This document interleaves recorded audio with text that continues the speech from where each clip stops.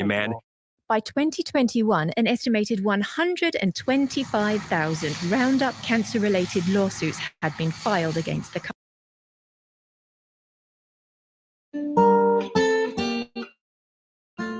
Roundup is the most widely used pesticide in history. Since 1975, Monsanto has sold this herbicide as safe for humans.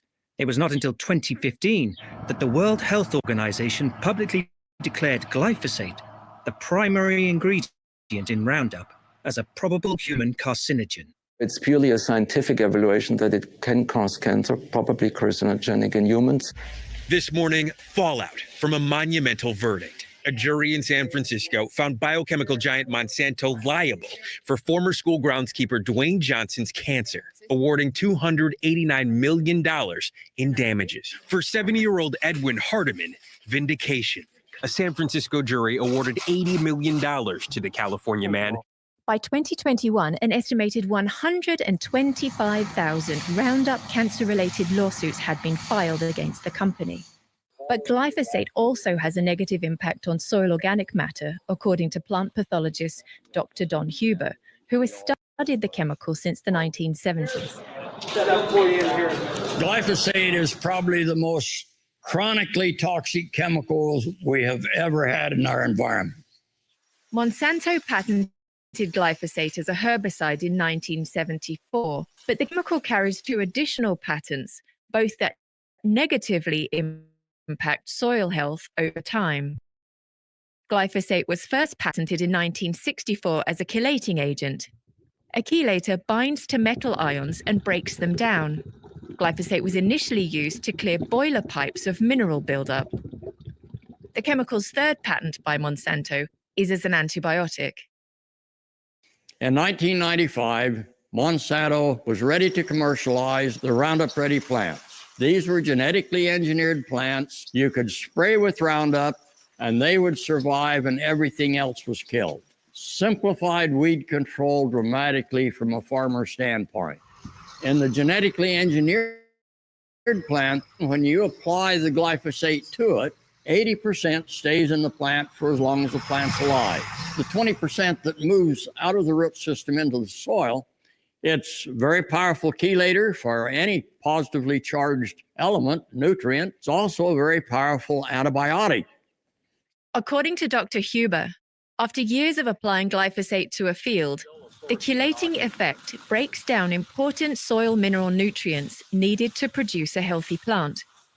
The antibiotic effect depletes soil microbiology, reducing its ability to retain water and sequester carbon. As a result, more than 40 plant diseases thought to have disappeared have re-emerged, such as Goss's wilt, seen here in this Iowa cornfield. A little dark flecking in the lesion, and that's from your Goss's again also. Glyphosate is a ubiquitous chemical now for us in the environment. The USDA data suggests that about 270 million pounds of glyphosate are being used in the United States today. 92 or 3% of it is in agriculture, but it's also used by parks districts and homeowners. There are approximately 650 million kilograms of glyphosate used around the world. There's no pesticide in history that has been used remotely closely to that. U.S. Geological Survey shows it in the air and rainwater and groundwater and the surface waters. Rain brings it down. It also gets into the water from runoff off of fields. Sediment moves, it's going to move chelated glyphosate with it. And as it moves down into the root system, the primary area for detoxification and degradation is in that top 12 to 16 inches. If you have a plant, most of them have a root system that goes below that high microbial area of the soil. Once it moves below that high microbial activity, it's essentially just a matter of time until it reaches the groundwater. Glyphosate is a very difficult chemical to break down. Degradation may be as short as a year and a half in high degradation soils, maybe up to 22 years in a good agricultural soil. Those qualities aren't predictable, and that's why the courts ruled that it was fraud to claim. Exposure to glyphosate in food is increased when farmers use the product as a desiccant, spraying the crop prior to harvest in hopes of achieving a higher and more uniform yield. Right now, we use glyphosate as a desiccant. The only place that that chemical can go at that stage in growth is into the seed. That's what we eat. That's where the highest concentration of those very toxic chemicals are. They're not acutely toxic, they're chronically toxic. Glyphosate is probably the most chronically toxic chemical that we've ever released into the environment. In 2013, independent scientists at MIT, Anthony Samsel and Stephanie Seneff, released a study on glyphosate's long-term antibiotic and chelating effects on the human microbiome. They found that chronic exposure to glyphosate in our food can suppress essential aromatic amino acids and enzymes, creating an imbalance in gut bacteria. So when the bacteria in the gut start to go bad and your immune system begins to falter, now all of a sudden you begin to respond to this faltering immune system by releasing chemicals that start long-term low-level inflammation. Inflammation is the precursor to all kinds of long-term diseases, atherosclerosis, type 2 diabetes. You look at autism, a Parkinson's disease, an inflammatory bowel, a leaky gut, Crohn's disease, or celiac disease, and again, a number of other diseases that have a direct tie with a proper functioning GI tract. An imbalance in the human microbiome can also result in the loss of important hormonal functions. It's sort of like a triangle. The immune system and the endocrine system and the nervous system all are interconnected. There are about at least 60 different molecules that are used as communication between all three of those systems. It was obvious that this neurological endocrine immune connection was being impacted by exposure at very low levels to pesticides and even to nitrate. Glyphosate is definitely an endocrine disruptor for fetal development for 3 to 6 months. Any concentration of an endocrine hormone disruptor is detrimental to development of fetal tissue. Endocrine disruptors are basically chemical messages that tell the body your fetus, if you are exposed to a pesticide that might act like an endocrine disruptor or change hormone levels, it's a one-way trip. You cannot come back. The changes in immune system in combination with some of the endocrine hormonal changes can reprogram the biochemistry so that when you're born and when you begin to mature to sexual maturity, all of a sudden, with a normal path of development, now because things have already been changed, the hormones are wrong in terms of their concentration, you may be altered sexually in terms of the way your brain developed and the way your brain is programmed to respond sexually. Why anyone would even want to consider putting an endocrine hormone disrupting chemical in a food crop defy imagination. A lot of countries, a lot of our export market becoming much, much more sensitive to the side effects of the glyphosate. But there's a lot more concern now from a health standpoint because it's building. The curve is going this way for us, it's doing the same thing for other countries, except they're doing the trials now to say, what happens if I go off of this imported feed and I replace it with non-GMO? Boy, that is an eye-opening presentation to start us off. Good morning, good morning, good morning, and welcome. This is Pretty Dutty Food. You have to agree, it's a pretty cool name for a conference of this nature. We're discussing some serious issues this morning. My name is Althea McKenzie, and I welcome you to this very important webinar focused on pesticide residue in our food and what it can do to us as human beings. And so this promises to be chock full of information. I don't know what you use to take notes these days, because these days there are so many devices. So whether you're a traditional note taker or you're using your iPad, you're using your pen and paper. I don't know what you're using, but believe you me, you have to be prepared to take notes. Before we jump into all of the activities that we have planned for you and the conversation, ladies and gentlemen, can we please pause for the playing of the national anthem of Jamaica?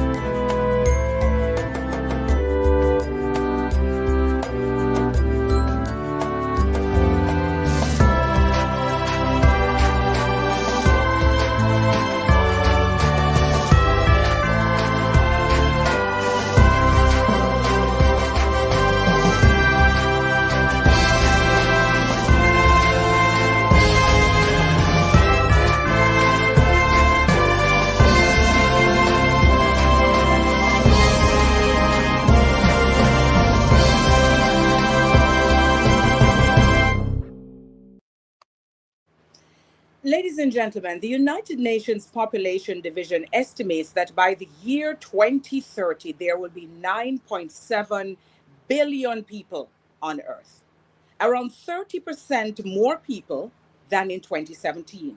Nearly all of this population growth will occur in developing countries, countries like ours, countries like those in the Caribbean region. The Food and Agriculture Organization of the United Nations, FAO, estimates that in developing countries, 80% of the increase in food production needed to keep pace with the population growth is projected to come from either increases in yields and or the number of times each year that crops can be grown on the same land.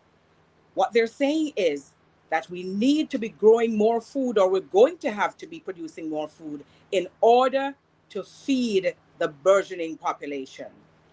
Now, only 20% of extra food production is expected to result from an expansion of farming land.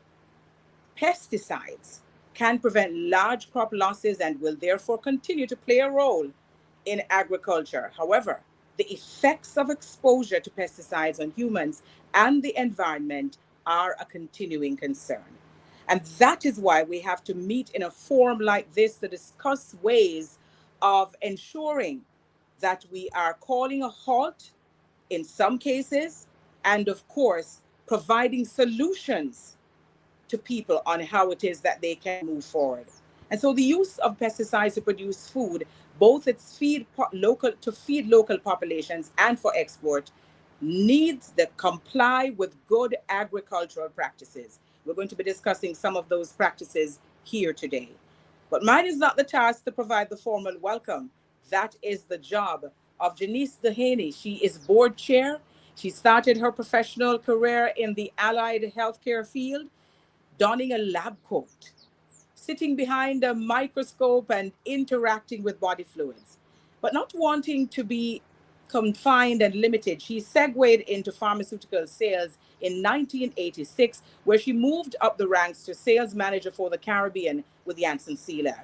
In 2005, she took a pause, let's call it retirement now, where her interest in organic agriculture developed and peaked.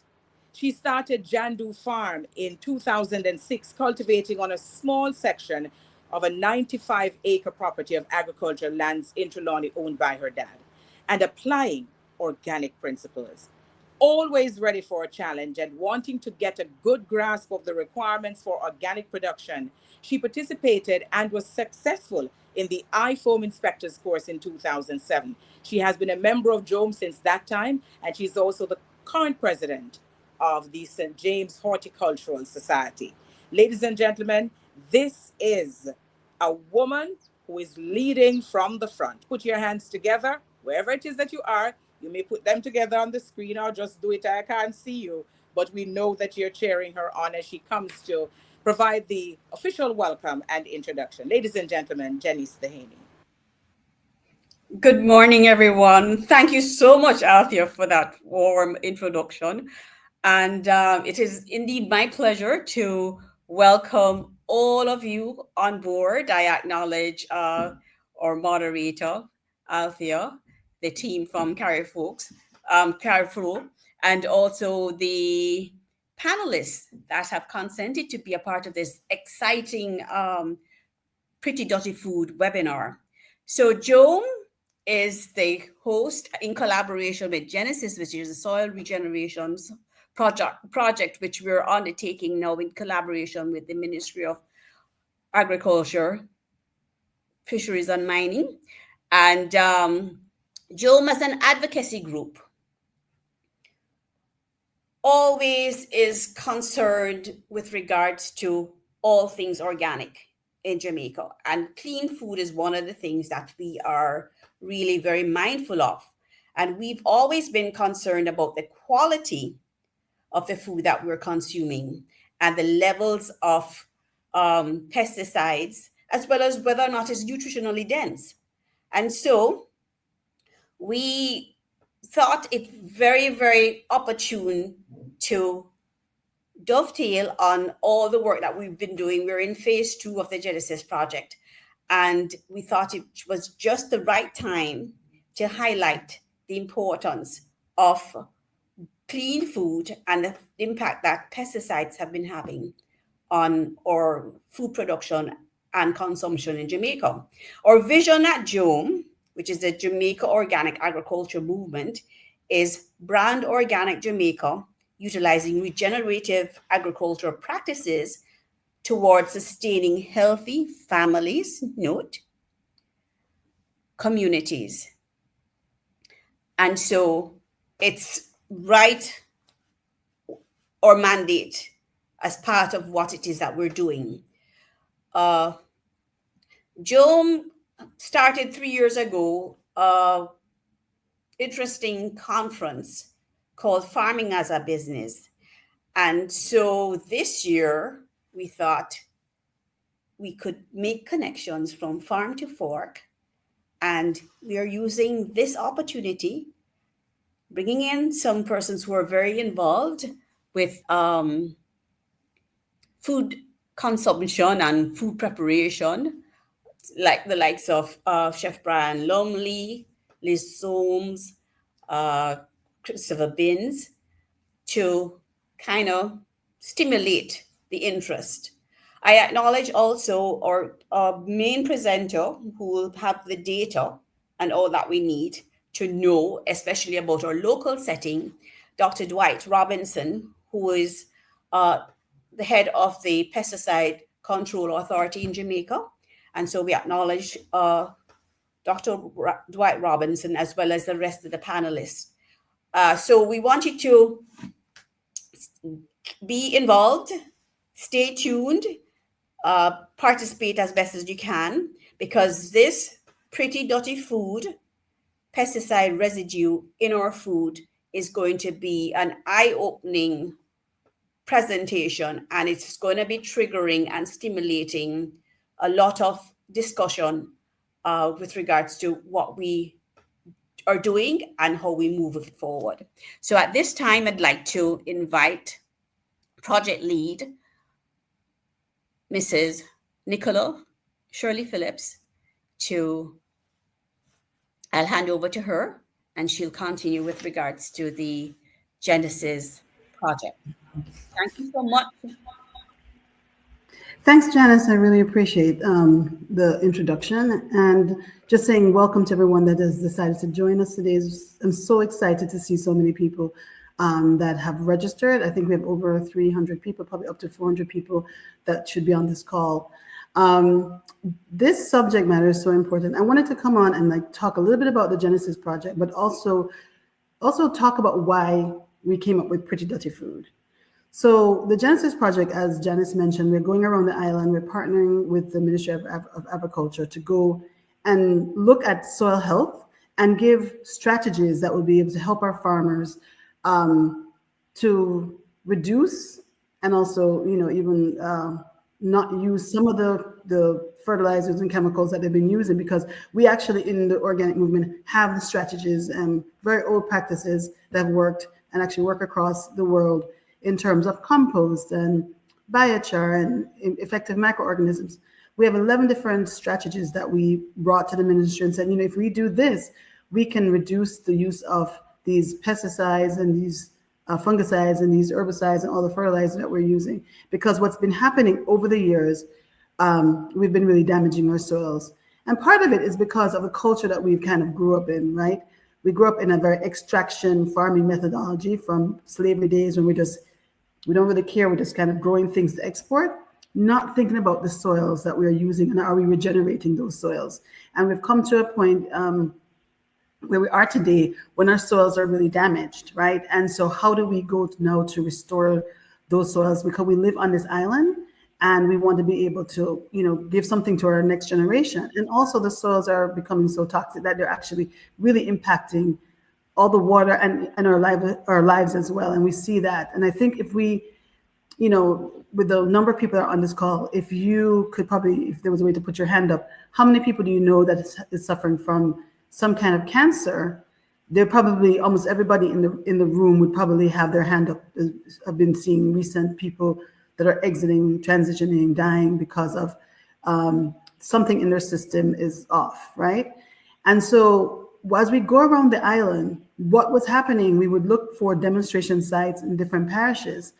And I have to tell you that being out there in the field, meeting different farmers, I got pretty depressed, because what I saw was a lot of chemical farming, and our farmers really don't know anything about compost, and just the not just the use, but the overuse of it. Because most of the people that get some of these chemicals, we know in Jamaica we don't measure, right? We don't have no measuring cup, no measuring spoon come with this thing. So if we're going to use some, we're going to use a little extra, right, to just make it even better. And then sometimes we're even using things like tick wash and those things on plants because we want to see no bug bites, right? And we feel that shows that the food is, we don't have any crop loss or anything like that. So we're using very, very heavy usage or the incorrect things on some of the plants that we're using, that we're growing. And so that has a long-term effect on not just the fact that the person who's a spray person, but also the people who are going to be consuming it. So Pretty Dutty Food kind of came about with a conversation with Chef Lumsey and myself at the Organic Farmers Market at Ujima, which happens every Saturday at Hope Gardens.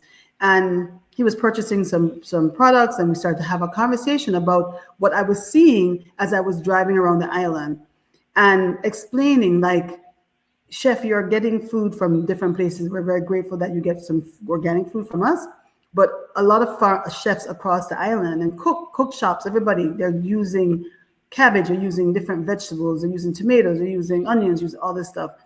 Do you understand what it means to spray a lot of these chemicals? And then you're now making the food, but it looks pretty, but it's really a toxic mess. And so really going through that conversation about how food grows and what it means when we consume it and how our bodies are reacting. And so there's a responsibility and a partnership with the farmer and the chef, right? And the more that our farmers understand and the more of our consumers and chefs understand, it's a better way for us to be able to bridge that gap, to understand that farmers are, for us, if food is your medicine, the farmer is a doctor. And the chef, you're the pharmacist, because you're putting these ingredients together, because every plant is almost plant medicine. So if you put these combinations together, they may look pretty on the plate, but are you actually harming your very customers that you're supposed to be serving? So that's how Pretty Dutty Food came about. And I just wanted people to kind of understand where we're going with this and understand the responsibility of, we're not going to do a blame game because we all got kind of bamboozled into this, but we all individually have a responsibility for ourselves and our family each day. What are we consuming? And asking that question from the supermarkets or the grocer or your farmer, how are you growing this crop? What are you using? And for us who are in the industry to start to offer other alternatives, because whatever you're finding in a synthetic way there's also organic solutions. So we're here to share that with you and to look at it. So let's have a conversation about what's actually happening in our own backyard. Thank you so much for joining us, and I hope that this will be an enlightening and eye-opening discussion. And just remember that JOAM is here. We are doing this work across the island. We have about 2 more years of doing this training. If you have any interest, do contact us. Big thank you to Nicola Shirley Phillips. And let me tell you something, Nicola, there was so much excitement in terms of this conference. I got so many calls. Clearly, you're all out in the field doing a significant amount of work, helping people to understand that you are going to be on with this today. And of course, just preparing yourselves to share the information. But it is very important work that JOAM is doing. And significantly, the JOAM-JENESYS project is focused not just on those farmers who are already growing organically, but it really is a project that is designed for all farmers, whether they're conventional or organic. And I think it is making a world of difference. And ladies and gentlemen, just a little bit about Nicola. She is described as an ambassador for the natural world. She's into permaculture, regenerative organic farming. She's a consultant of that. She is into community and economic development. And her work, she says, is really designed to reconnect us to what ultimately surrounds us, the earth beneath our feet. And so when you hear about the work being done in the organic community, invariably her name is going to come up. Thank you so very much for that. Ladies and gentlemen, we're moving along because we want to ensure that we get to the meat of the matter and that we're able to have robust conversation with each other between now and when we end at midday. If you're just joining us, if you're just coming onto the platform, we welcome you to Pretty Dutty Food. We're going to have some serious conversation. We're talking about pesticides and how it is that it impacts our food and what, if anything, we can do about it. We're moving now to Liz Soames for comment. Liz Soames has lived and worked in Jamaica for 20 years. As a farmer, she cultivates specialty organic produce in the breadbasket parish of St. Elizabeth.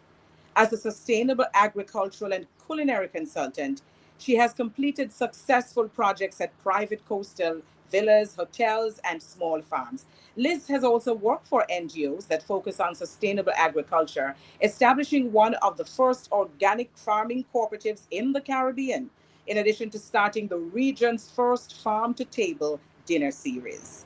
Currently, she's working on a groundbreaking pesticide residue project as part of a partnership with both private, public, and academic entities in Jamaica. As of 2022, she has been splitting her time between Jamaica and New Orleans in the USA, where she lives with her husband and daughter. Ladies and gentlemen, please welcome Liz Soames. Hi, everybody. Thank you so much for tuning in. I know we all live really busy lives, and so I just feel very honored that all of the, few hundred folks have decided to tune in and to listen to these issues that are so dear to all of these speakers' hearts. I also feel so honored to have been asked to speak, and I'm in really great company here with all of these other really intelligent and dedicated other panelists in their various fields.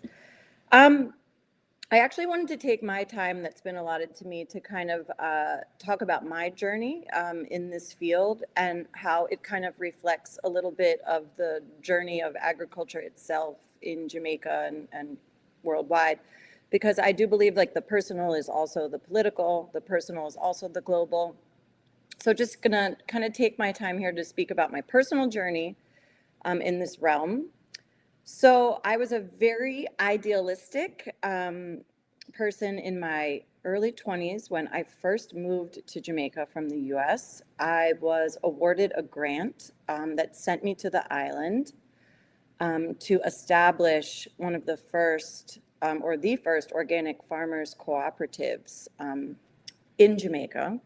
And the grant funded me to do this work for 2 years. And I focused on St. Elizabeth, primarily because St. Elizabeth, as many of you know, produces about 80% of the island's domestic vegetable production. And as such, it's kind of not only just the breadbasket of Jamaica, but it's a bit of a hotbed for pesticide use, heavy pesticide use. And the project, starting an organic agriculture project in that area, would be similar to trying to do something like that in the Iowa of the United States. Meaning that in a place like Iowa here in the US, it's a very heavily agriculturally produced area with a lot of chemical inputs. And so I kind of just jumped right into the fire. And one of the methodologies that I used was to kind of go for low-hanging fruit. We have a large Seventh-day Adventist population, Rastafarian population.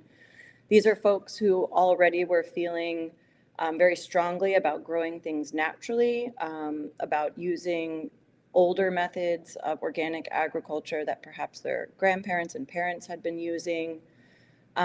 So my training focused on folks who were already converted, so to speak, and going out into the field and doing trainings with small farmers that were not necessarily inclined in that way was more difficult, but with a lot of time and patience.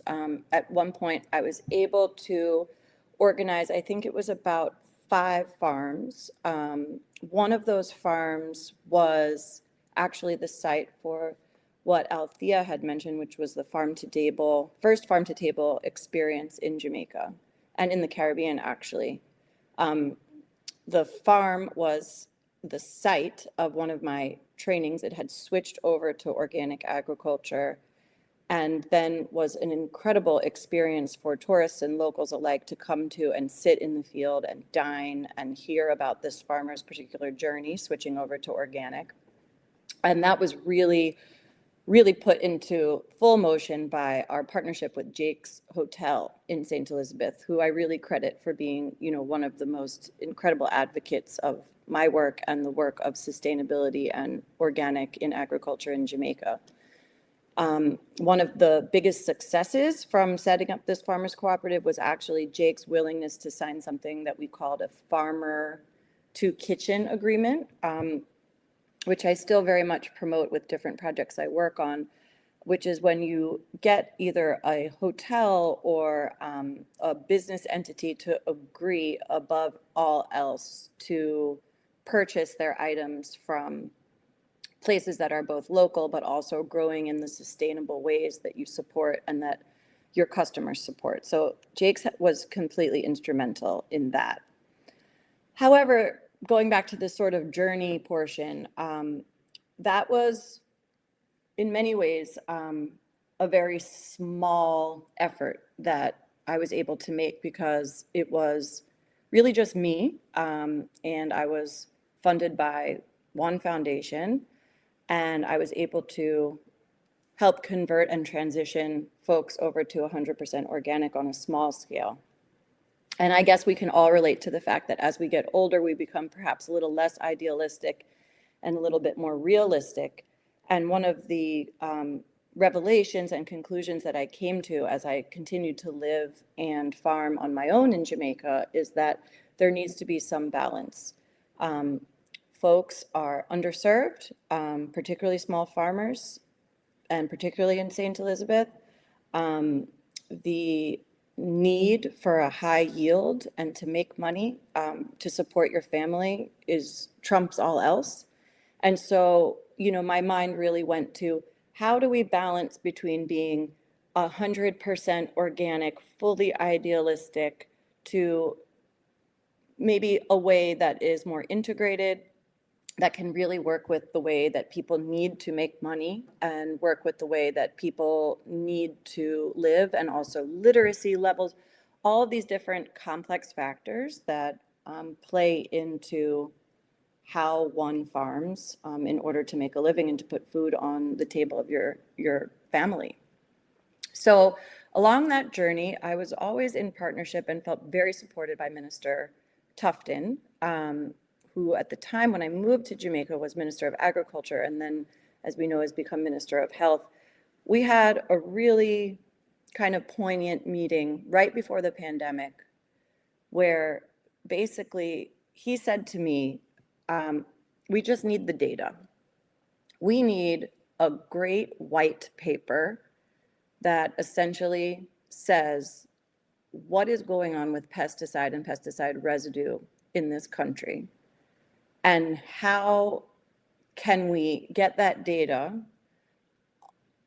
very expertly pulled together so that we can affect change on the legislative level. So that's a 20-year journey, right? Going from kind of piece by piece, one-on-one training, very idealistic, to now here in my mid-40s, putting together a coalition, which we called the Coalition of Concerned Citizens, working with private entities such as Wincinco, Sandals Foundation. Here's where I'm going to start messing up and forgetting my sponsors, but also public, the government of Jamaica, to work together to come up with a partnership that would fund this groundbreaking study, which Althea spoke about in my bio. And the American, the AFJ, also giant sponsors. Thank you to Wendy Hart. So basically, we were funded for 2 years. The study is going to be wrapping up fairly shortly, to really go out in the field, much like Nicola has done, and to do pesticide residue testing with very specific tests, and to take samples from different parishes and different regions and different farmers to really get the hard data. When the study is finished, we will have what I said before, like a white paper to present that these are the actual facts. And then with those facts, we'll be able hopefully to make a legislative change, which would either prevent certain chemicals from being even let into the island as an extreme, and then a little bit more of a balanced and enforceable means for farmers and the folks that sell these chemicals to do it in the right way, in the prescribed way. Because as Nicola said, we don't measure in Jamaica, we just kind of put a cocktail together of something that might be highly toxic. So it's not necessarily about disuse, it's about misuse oftentimes. And so that's really been, I feel like, the culmination of my career in Jamaica. It's taken me from a young idealistic person training farmers in organic, my husband and I having our own organic farm, and then moving into, as Althea said, consulting with hotels for really my job, villas, small farms in transitioning to organic, as well as developing really interesting food and beverage programs around organic, for example, the farm to table experience at Jake's, to then really being on the policy side of things, as I am right now. So I hope that that is an inspiration for folks. Really, it's about persistence and patience. I think that's one of the things that living in Jamaica has taught me the most, is that if you buck up against a wall, you figure out how to get over that wall and keep going. And so I share that as probably the cornerstone of my journey in Jamaica. And that's really where I am now with this project. And I do believe the next speaker is Dr. Robinson, who has been my rock and really very much my co-lead and just a tremendous colleague on this pesticide residue project. We were recently, a few weeks ago, or was it a few months ago, in the field together in St. Elizabeth, and it's a pleasure to work with him and the rest of the folks on our steering committee. And if anybody has any questions or wants to participate or even donate to some of the final costs of this project, I am all ears. So thank you so much, everybody, for attending. Thank you so very much, Liz. I had conversation with a farmer from St. Elizabeth this morning, and he was talking about the challenges that the farmers in the parish, they would have faced in 2024. But what is amazing is that he, like other farmers, they're a very resilient bunch. They're like the phoenix rising from the ashes. And clearly a project like yours is designed to help to assist farmers to have the best possible outcome. And of course, you along the way, you're teaching them these new techniques that many of them will be using as they head into the future. Thank you so very much once again. And you're perfectly correct. Our next speaker is Dr. Dwight Robinson. He's a senior lecturer and former head of the Department of Life Sciences, the Faculty of Science and Technology at the University of the West Indies Mona campus. He holds a BSc in chemistry and a PhD in entomology. So he understands a thing or two about insects. He specializes in the ecology and management of arthropod pests and the fate and management of pesticides in tropical island ecosystems. Over the last 34 years, he has been involved in research related to the monitoring and fate of pesticides in the Jamaican environment. Dr. Robinson is a member of the board of directors of the Caribbean Academy of Science, Jamaica chapter, and chairman of the Pesticides Control Authority's Pesticides Review Committee. Ladies and gentlemen, Dr. Dwight Robinson. Thank you very much. And thanks for the invitation to be a part of this very important webinar. I just want to quickly give an overview of what we have been doing and the team that's working together to monitor pesticide residues that may be in our food chain. So some background information. Jamaica imports, when you look at the import data, anywhere between 2.5 to 3.2 million kilograms of pesticides annually. And the majority of that pesticide is actually used in the agricultural sector. It's estimated that globally, about 60% of pesticides actually are used in the agricultural sector. Now, if you take a look at the amount of pesticides used per capita globally, is 0.07 kilograms per capita. However, the data in Jamaica suggests that our per capita use is 0.6 kilograms. Now that's almost 10 times the global load. So you can see, or you may conclude from this, that Jamaica has too healthy an appetite for pesticides. Now, the big problem with that is that a lot of these pesticides are what we refer to as highly hazardous pesticides. In short, we call them HHPs. And while there has been a good move for many years to move us away from highly hazardous pesticides, the move has been a little bit too slow. Now, when we talk about HHPs, we're talking about those pesticides that are highly hazardous. They persist in the environment for a long time, and they usually cause serious environmental and health concerns for the population. And you can see the list of highly hazardous pesticides by going to Pan International and taking a look at it. There's no secret there as to what they are. So with that kind of concern about the amount of pesticides that come into Jamaica, this study was developed to assess the pattern and use of agricultural pesticides and their residues in the Jamaican environment. And just to show you, there are a whole lot of persons collaborating on it. I won't call them out individually, but you can see this there, because there's this general concern that pesticides are not being used in a way that protects the health of the population and the environment. Now, this project was to determine the pattern and level of use of the residues of agricultural pesticides that were imported in Jamaica. And I just want to quickly give you a little snapshot of some of the things that we learned, minus some of the details, as it's not for me to release the full details. So pesticide formulations, we looked at the importation of pesticides up to 2021. That's the data that was available. And you can see Jamaica is importing over 600 formulations of pesticides each year. That's a whole lot of pesticides. And when you look at it, over 40% of those that were imported were listed for use in the agricultural sector. So as you can see, the agricultural sector is utilizing the lion's share of the pesticide that's imported.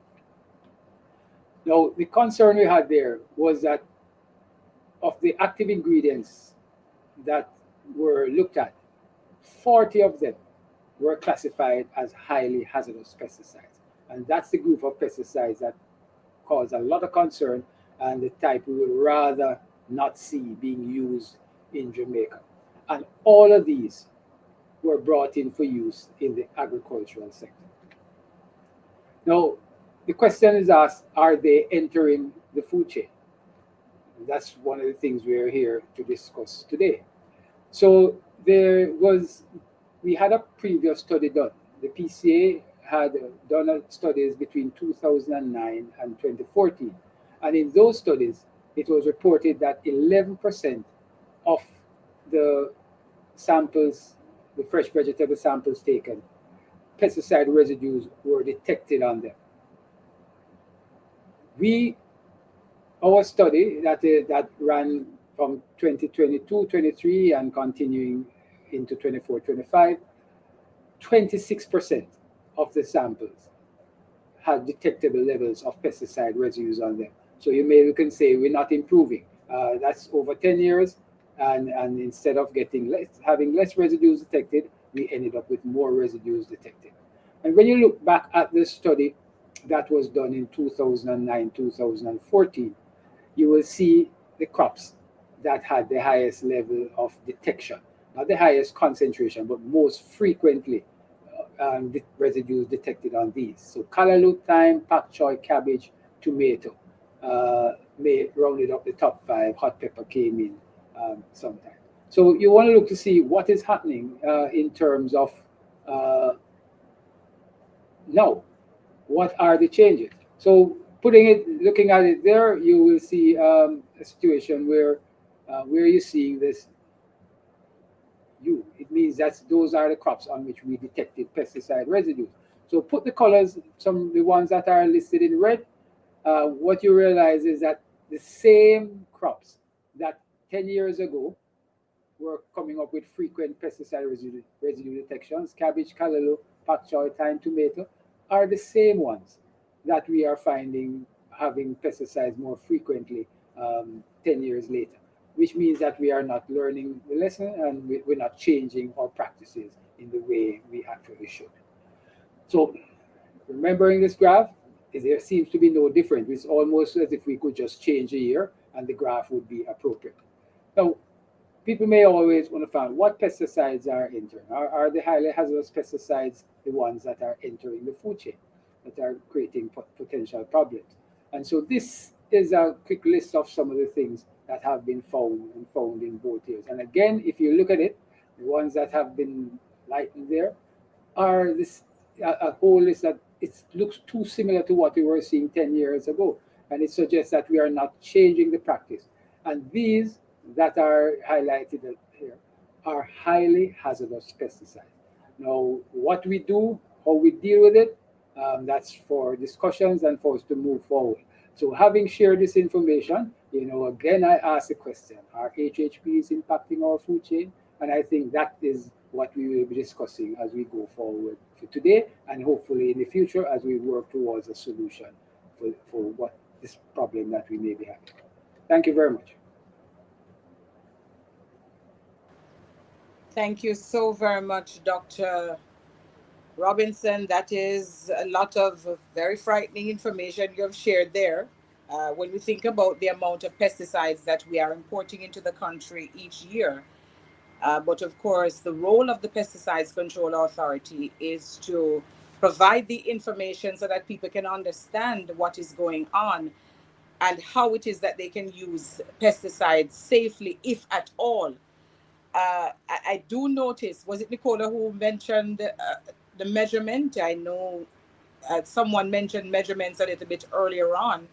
Jamaican farmers tend to use the cap instead of the standard measurements. So perhaps that is something that we're going to have to take and look at as well. How it is that we advise them, whether they're using products that are organic or not, we certainly have to provide the information to them. Ladies and gentlemen, there are a number of individuals who have dedicated their time, their talent to working in the organic sector. And it is not by chance, it is certainly by choice. They want to ensure that people have the knowledge, the know-how to grow their businesses and to provide food that is good, wholesome, and nutritious. Our next presenter is one of these people. Christopher Binns is a son of the soil of St. Anne, the Garden Parish. He emigrated to Canada as a child. He earned a bachelor's degree in political science from the University of Toronto and worked for a number of years in both the restaurant and health services industry, where he became even more aware of the vital connection between food and health. On his return to Jamaica in 1996, Christopher concentrated his energies on building the community where he was born and used his family land as the main vehicle for giving back. Many of the young people in the community helped him to establish the farm. They in turn benefited from learning firsthand about sustainable agriculture and community development. In the early days of developing Zionite's farm, Christopher was encouraged by a couple of his mentors to join the Jamaica Organic Agriculture Movement, JOAM, to enhance his knowledge of organic farming practices. And he eventually became the chair of JOAM's Northeast region and initiated a program of site visits to small farms from St. Anne to Portland in order to introduce farmers to organic principles and assist them in setting up their farms accordingly. 2009 was the year that Christopher and his wife, Lisa, co-created Stush in the Bush, one of Jamaica's first vegetarian farm-to-table fine dining experiences.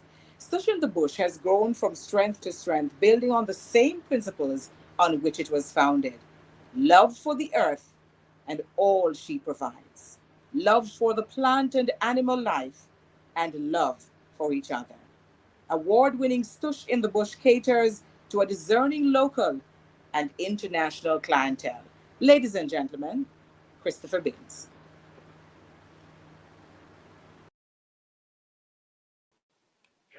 Greetings and salutations to everyone. It is a pleasure to be online with the concerned community about, what's happening with our food. Respects to JOAM for always being the flag bearer for organic in Jamaica, and all of the individuals that come together to really make it happen. JOAM is a volunteer organization, which really speaks to people that have integrity about what's going on with our food. So I'm here primarily to present a food perspective, because that's what we're all into. We're into this food thing.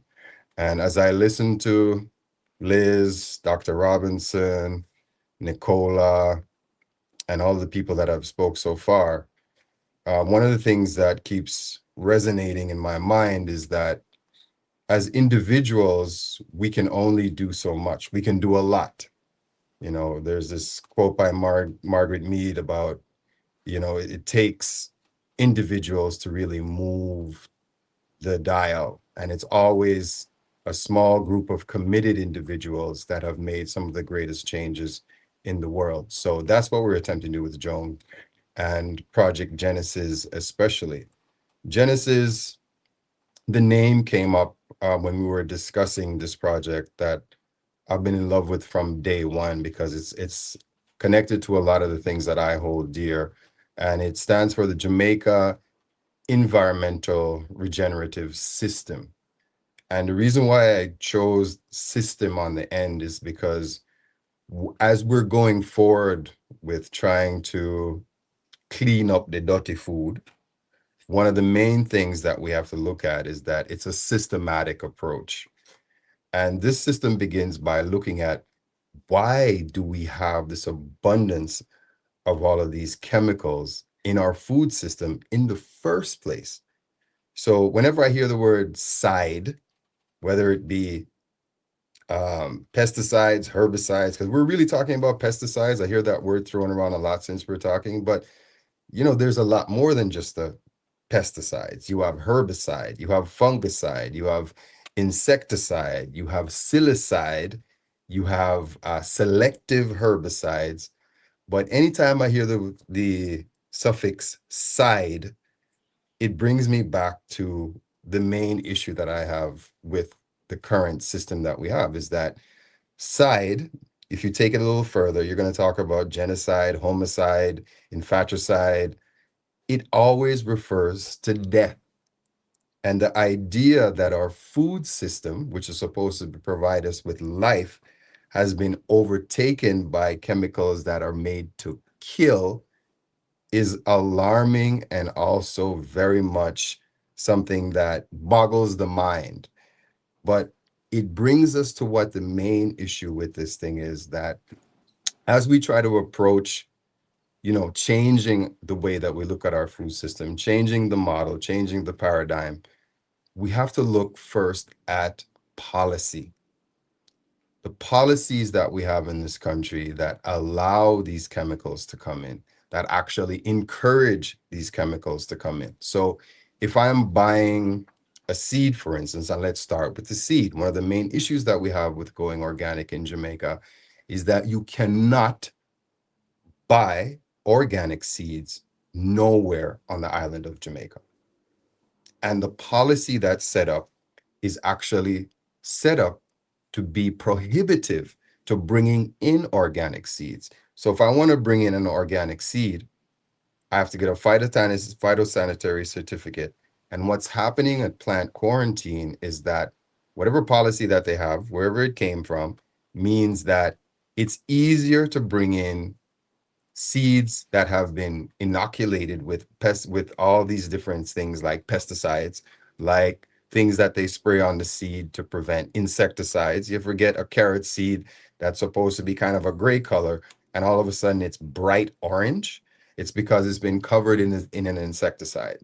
So if I try to bring in an organic seed, they end up being held at plant quarantine because they're not covered in this pesticide. So I'm thinking, okay, one, there's a need to prevent the introduction of seed-based pathogens into our agricultural system. True. So we have to prevent that. We also prevent seeds might also bring insect seeds, like you bring in a certain type of seed, and on that seed is some sort of pathogen that's now going to destroy our food environment. So yes, we have to protect our food environment. But how does making it easier to bring in a poison seed versus to bring in a non-poisonous seed become something that enables our organic farmers? There's no availability of organic fertilizers on the island as well. So if you're going to be getting organic inputs to boost your soil fertility, you're really left hands up. You don't have it. It's not there. So you don't have organic seeds. You don't have organic soil enhancers. You don't have organic anything. We don't have an organic sector that is codified into our policies so that farmers that claim to be organic or growing organic have a set of guidelines that guide them to getting to becoming organic. And even the very word organic, we have a lot of difficulty with that over the years, because when I first started to farming, a lot of the farmers that I talked to, number one, they told me flat out, you can't grow food without pesticides. You can't grow food without synthetic fertilizer. You just not go get nothing out of your crop. You can grow a little bit for yourself, but to take it to a commercial way, it was like they thought I was mad. I was crazy. There was nothing going to come out of what I was doing. Give thanks, over 27 years later, we have totally shown people that, yes, you can grow food organic, and you can also grow it in such a way that you're economically viable, because that is the key for anything that we're doing with agriculture. And I heard it mentioned earlier in that if you're telling people, okay, phase out the pesticides, fungicides, the herbicides, the insecticides, the pesticides, all of the death, take them out of our food system. What happens now if I'm farming and I have an infestation of caterpillars, moths, stink bug, whatever, a virus, anything that's going to happen? How do we now treat those things so that I don't lose my crop? So it reminds me of a time early out when we were growing up here, I was one of those almost organic people. So we didn't use the fertilizers, we didn't use the pesticides. We were still buying local seeds, and we did a crop of broccoli. And beautiful, this broccoli came up. We had about an acre spread out all over the farm, and they were doing wonderful, green and pretty. We weren't adding any fertilizers. We were using natural ways of trying to improve our soil fertility. And about 3/4 to the crop, when the broccoli just started to flower, the broccoli started to turn black from the inside. And we panicked. We were like, oh, this is bad. What are we going to do about this? And somebody suggested that we use a pesticide, or I think it was something to do with the fungus. It was a fungicide. So I was like, no, I don't want to do this. And then at the same time, I don't want to lose this crop of broccoli because we've put so much effort into it. It looks so good, and we're right at the harvest. And I broke down. I went out, somebody recommended something, put it in the knapsack sprayer, mixed it according to the regulations on the thing. And as soon as I started to spray the stuff, I felt a tingling in the back of my neck. And I was like, nah, that's enough. That's all I need to know, that this thing is immediately affecting my health. Maybe it was in my mind, maybe it was in my head. I don't care. I threw down the knapsack, and we basically lost about 50% of that crop. But it was a lesson that if I'm going to be telling, especially our St. Elizabeth farmers, that, hey, the pesticides is not the way to go, what type of viable alternative am I going to be providing for them? I want to plant this broccoli. Where can I get organic broccoli seeds, right? My broccoli is doing great. What type of organic inputs are available so that I can maintain my soil fertility? What about the pests that I might be having? How can I integrate beneficial insects? How can I integrate crop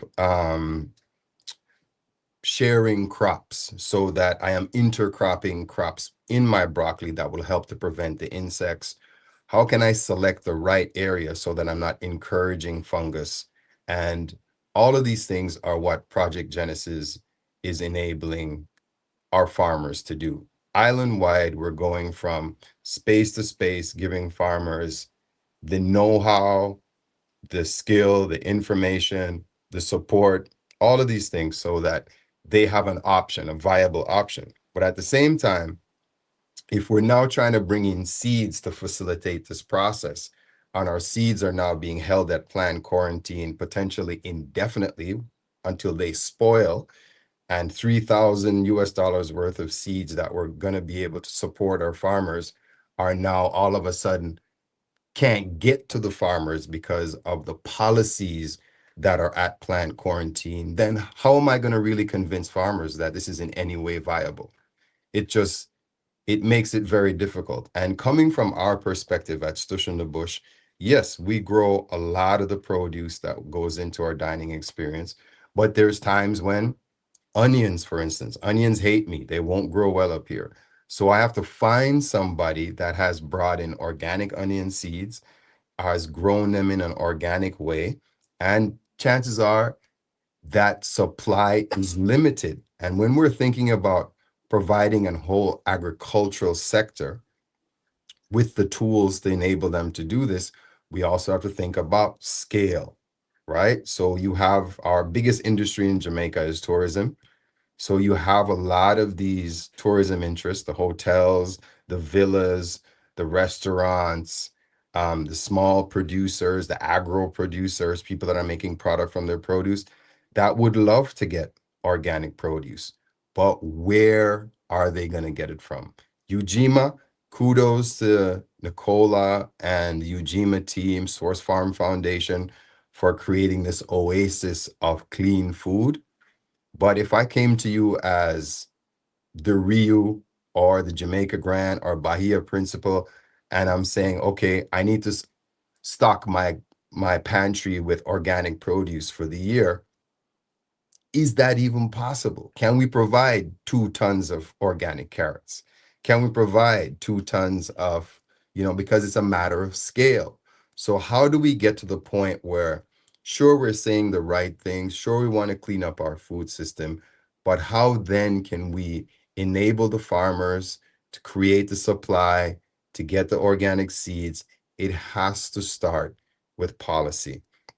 And what I'm hoping will happen out of this conference that we're having now is that after we're finished here, we can now, along with the research that Liz and Dr. Robinson are doing, go back to the government and tell them that, hey, here's the problem. You know the problem.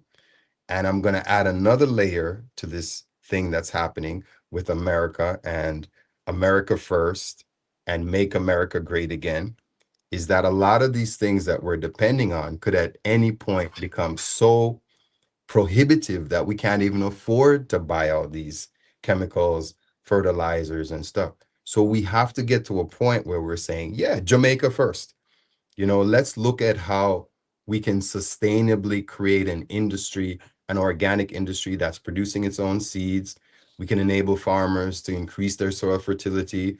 We can give them the tools that they need to help phase out these chemicals that were left over from World War I, World War II. Let's remember that. Things like Agent Orange was heavily glyphosate based. That's where it's coming from. When they tried to cut back on the ganja industry and they were spraying paraquat from the air, paraquat was used for military application. Dow was a producer of these chemicals for military purposes. And when the wars ended, they had to figure out how they could offload these chemicals. And they changed them up a little bit, made them usable for agricultural practices, and then invaded our food system with the so-called Green Revolution. The last thing I want to say is that as we go forward with what we're doing here, we need to come to some understanding that it's a two-way street. If we expect our farmers to adopt cleaner practices, then we have to have the resources for them to do that sustainably. It can't be a matter of, yes, we're growing organic, but we can't feed ourselves. It's not viable. We can't get seeds. We can't get fertilizers.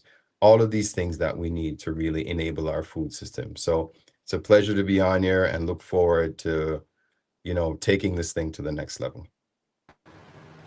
Thank you so very much, Chris. And boy, you have raised a number of very interesting points. I know that we're chomping at the bits to get to the question and answer section, and that will come. But in the meantime, we have one final presentation, and this one comes from Brian Lumley. An award-winning executive chef who has etched his name among Jamaica's finest culinarians. Distinguished by his trademark white jacket and black-rimmed glasses, Chef Lumley's culinary prowess goes far beyond appearances, with a rich reserve of dedication and creativity fueling his success. Renowned for his humility, warmth, and impeccable work ethic, both inside and outside the kitchen, he stands out as a respected figure in the culinary industry. From an early age, Chef Lumley displayed a creative vision and ambition to open his own restaurant, and he did. That first restaurant that he opened at just 26, 689 by Brian Lumley, did exceptionally well, but he wanted to expand his culinary horizons, and so he journeyed to far-off lands, stints in Doha, Qatar, and St. George's, Grenada, before eventually returning to his roots in Kingston, Jamaica. Ever the trailblazer, Chef Lumley collaborates with beloved brands like Maggie Jamaica, elevating their culinary profile and delighting generations of consumers with a blend of innovation and taste. There is far more to him, Chef of the Year, and all sorts of other fantastic accolades, but time doesn't allow us to go through it all. Ladies and gentlemen, please make welcome Chef Brian Lumley. Thank you, dear. What an introduction. I appreciate it. I'm very happy to be here amongst this panel of esteemed presenters. I'm looking forward to learning a lot. I always look forward to our conversations with Nicole at Ujima Farmers Market on the weekend. when I get the time to go up there. I mean, anytime I'm free, I go up there. If I'm missing, he knows that it's work that's keeping me away. Chris, it's good to see you. Big fans of the folks there, Sushi and Bush, and what they're doing. I'm very excited every time I see, any highlights of their coming up. I'm pretty embarrassed to say I have not been up there yet, but I always promise that that's going to change very, very soon. But I'm still a fan from afar. Anybody that has known me, I've been in the culinary industry for 20 years. And when I opened my restaurant about 12 years ago, I wanted to do something that celebrated Jamaican cuisine.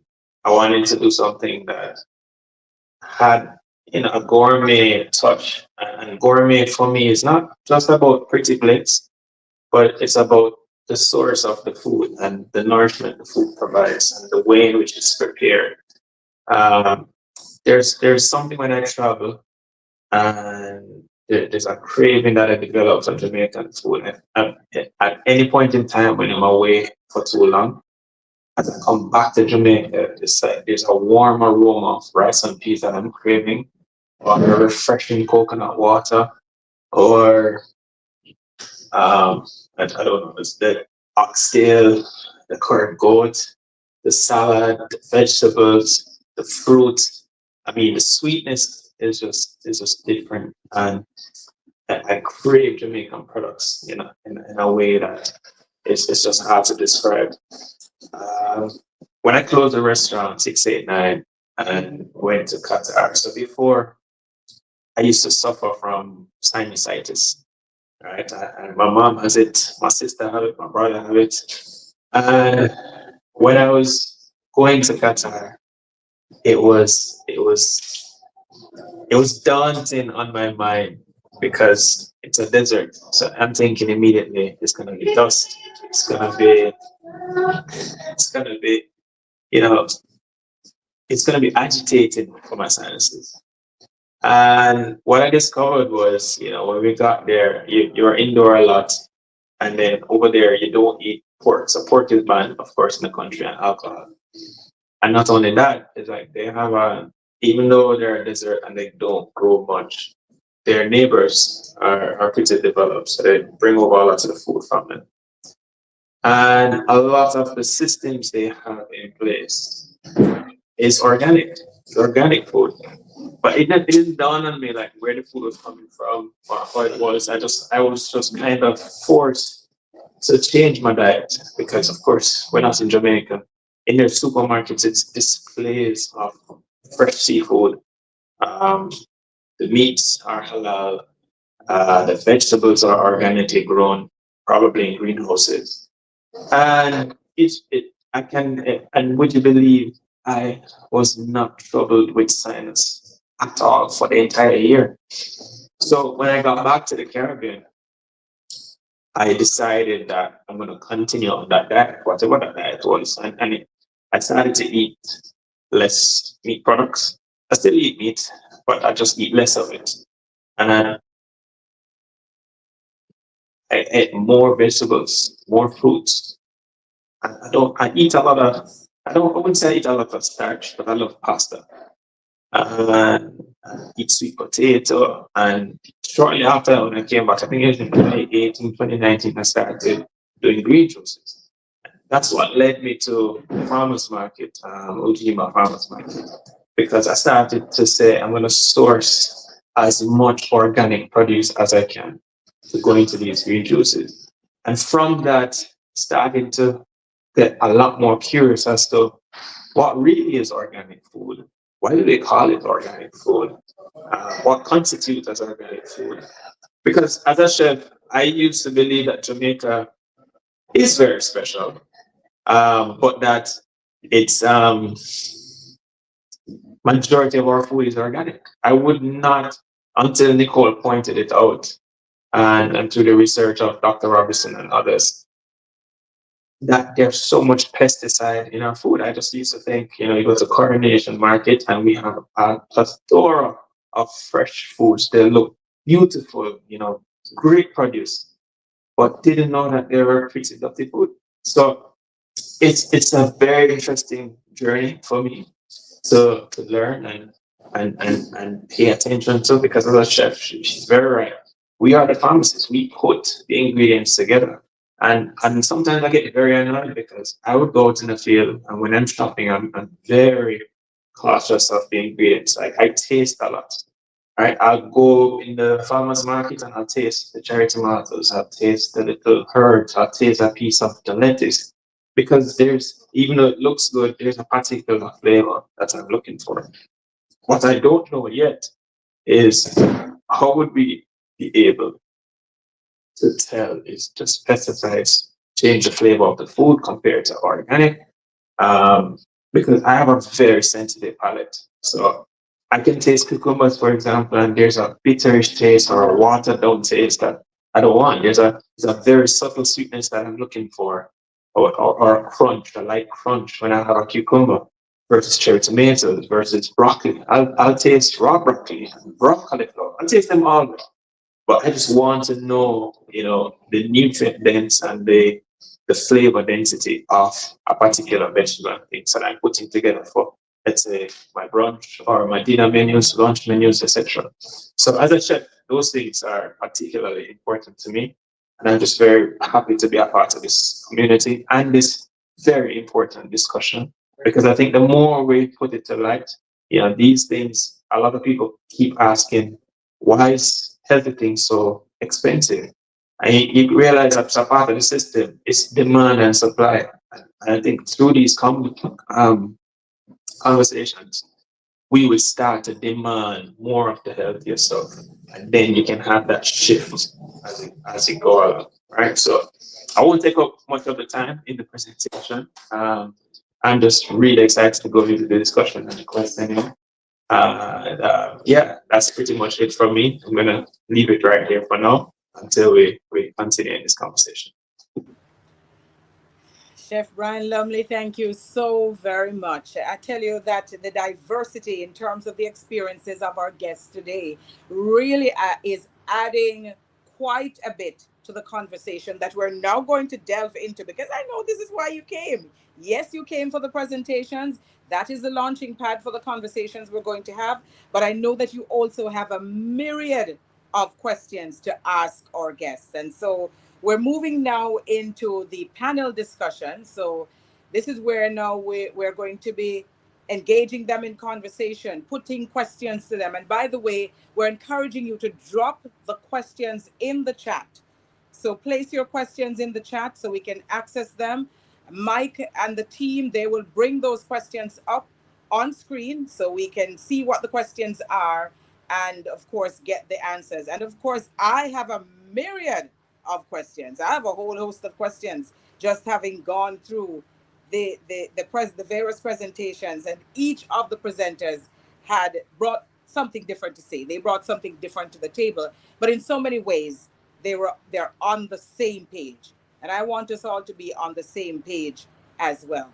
So we're bringing up the panel now so we can engage them in conversation. And I really want to start in very much the same way that we started the conversation this morning with Liz Soames. Liz, by the way, I love your backdrop. Those bananas look very inviting. Sexy. Yes. They're not real. One couldn't tell. All right. So, Liz, I wondered, I know that you've been doing a significant amount of work in Jamaica, but have you also been taking a look at what is happening in the broader Caribbean and Latin America and Central American region? Well, what's going on in Jamaica is, in many ways, can be considered a microcosm for really the world. With the exclusion of the European Union and a few other regions, glyphosates in particular, and particularly in the US, are still used widely and lack a specific regulation. I would say that, as you mentioned in the beginning of your presentation, about the kind of global food security crisis that is really on our hands, that is by nature a global issue where you think maybe in the United States or really even in Jamaica that food insecurity is something that is really just not on the table, but it truly is when you think about, as Chris was saying, the degradation of soil, as Nicola was mentioning, really everybody, degradation of soil versus the amount of population that is really in need of food and healthy food. It's a big challenge. So I would say our issues in Jamaica are both related to our island and also are connected across the globe. Dr. Robinson, the role and the work of the Pesticides Control Authority is significant, but I don't want to start there. I want to start with you, with the fact that you are an entomologist. And one of the things that I certainly have noticed in the work that I've been doing with the farmers and focusing on the farming community in the country, and this is not something that is happening just in Jamaica, there is a significant proliferation of insects and pests that is taking place. And I wondered if that also has a lot to do with an increase in pesticides use. So even though we're producing products that are supposed to be getting rid of the insects, are we causing an even greater problem?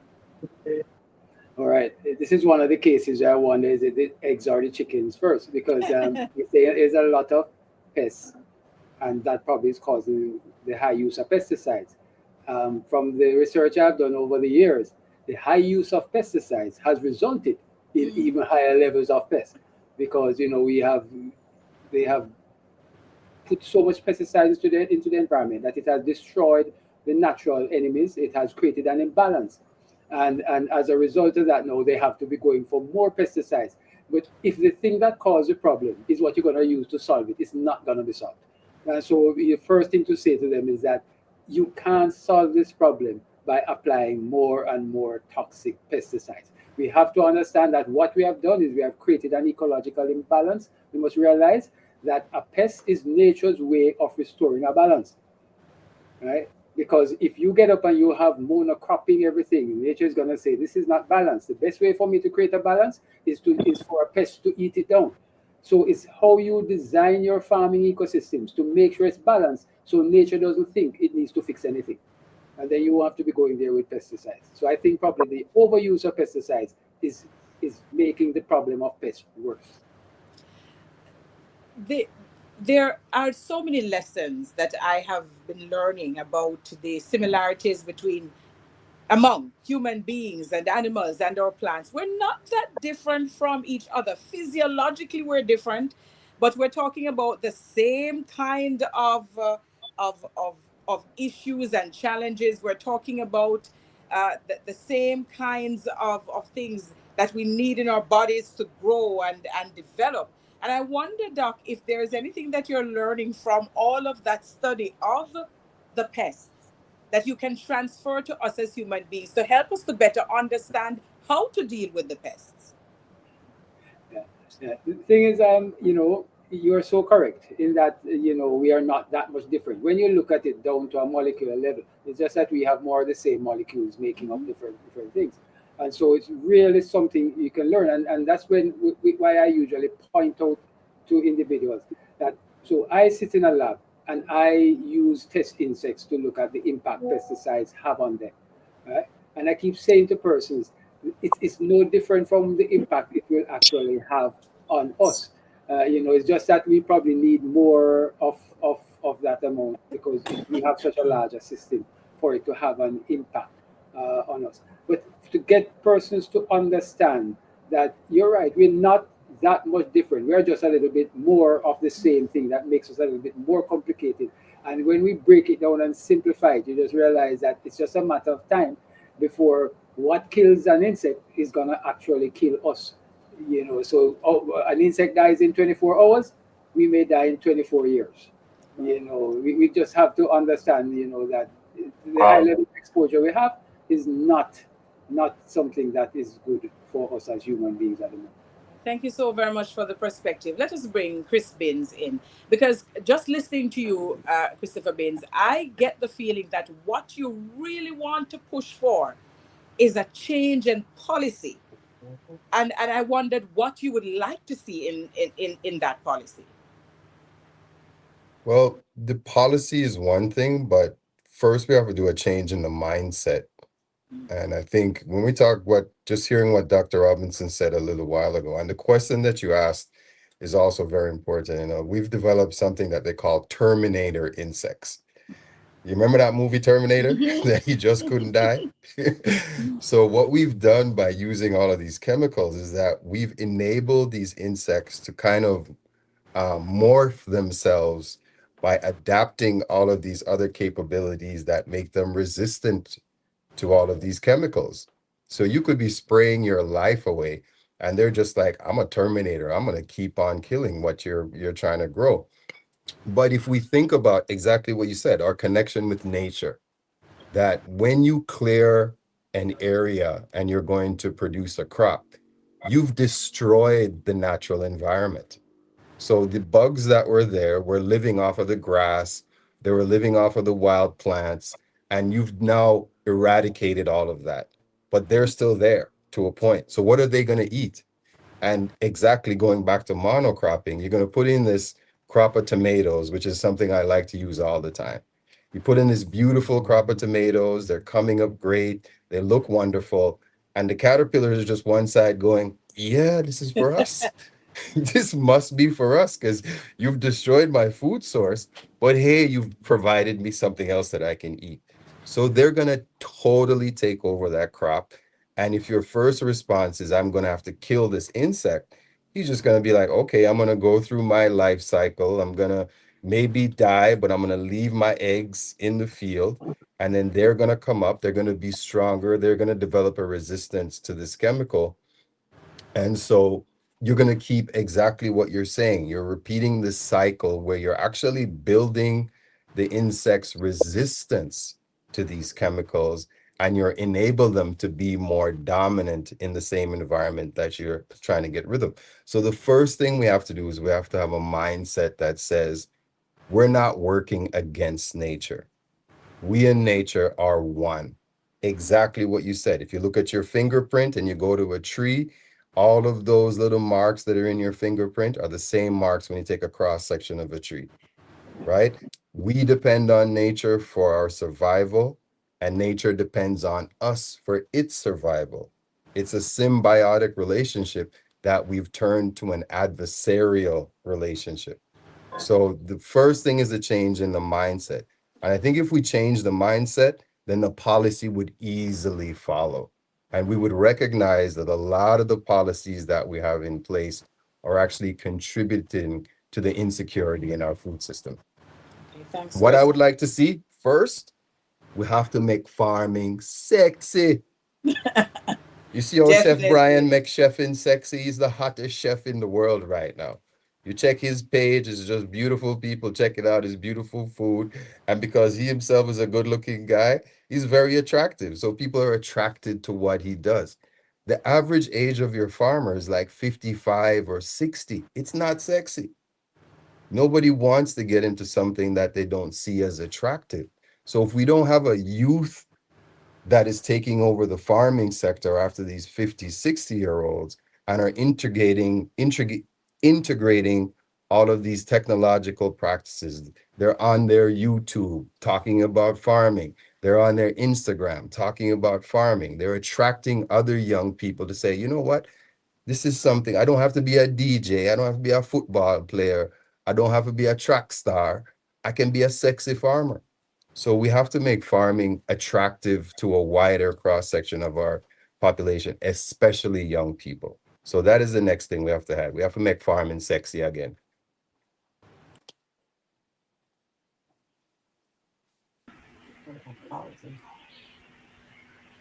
I think Althea is having a little buffering issue. So I think Well, Nicola, you I can wanted to jump join in. in. Yeah, I wanted to jump in with a couple of things. Absolutely, we've been doing that, and I think obviously, Chris, you've been doing it as well because people come to the projects that you've been doing, the Session Bush, and also the farm, and see you actually doing it and actually making a livelihood of it. And that's one of the things. Like, we don't want to go into farming because we're not going to make any money and that kind of stuff. And that's why people tend to never want to create that balance in terms of, there's always a thinking of this loss. But one of the things I wanted to jump in and say is that if we talk about a mindset change, we were able to go to the IFOAM conference in Taiwan the other day, meeting Indian farmers, where in one province they have 1,000 organic farmers, not just saying they're organic, but certified organic. And there's another 4,000 farmers that are doing medicinals, another part of India, and again, certification. Part of it for us, I think, in Jamaica is because we are very much see-me people. We want to see it, show it to me. We haven't seen that. We haven't gotten a chance to travel in the US and see larger organic farms or even a host of organic farms. We say, RADA will say it can't happen. No, man, it can't work here. And then you go across and you get a chance to go to these other spaces and see it actually happening and how they've organized themselves. There's a whole state in India that is 100% organic. They've done it. So until we get to see that, we're going to keep saying that stuff that it doesn't work. And the other thing is, everything that we need to do organic practices in the Caribbean is already been done and designed. The systems are there. Right now we have an outbreak of bee armyworm. There is a company, we actually brought in a product called Spendix. It's a biological out of Switzerland. The Boulders Research Station, people have tested it. It's something that works. All it needs is somebody to bring in that particular product. So all the things and the pests and the challenges that we have, it's already been worked out. But what you said about is a mindset shift that has to happen. And what I find is a lot of different schools, because some of the professors, we love them dearly, but they're not very exposed to some of the newer things that are out there in the organic world. They keep saying it can't work. And we have to shift that. And actually, what I'd love to do is to take a bunch of people to India to go see those 1,000 farms, so they can actually see it in operation and stop saying it can't work. So can you imagine Jamaica with 1,000 organic farms? What would that look like? It's totally doable and totally possible. But if you can't see it and you can't imagine it, you can't really, and you don't, you've never been exposed to it, we're not going to be able to move to that. And so it's very much about policy, but it's really about equipping the different stakeholders that are in this thing together. It's not just the RADA officers or just ministry, it's the entire sector, for them to understand that this is totally possible and we should be doing this. And we have a reputation in the Caribbean anyway, because really, when you look at it, ITIL was the first thing before organic, right? Yeah. See how come we are not, now we're asking people, brand Jamaica people think to come to Jamaica and they want locally grown food and they want organic. The studies have already been done. But what we have to do now is put those practices in place and do the training and shift the lens. Nicola, I think what you're saying is so important, and Chris as well. The idea of policy and mindset dovetailing, I feel like they are inextricable.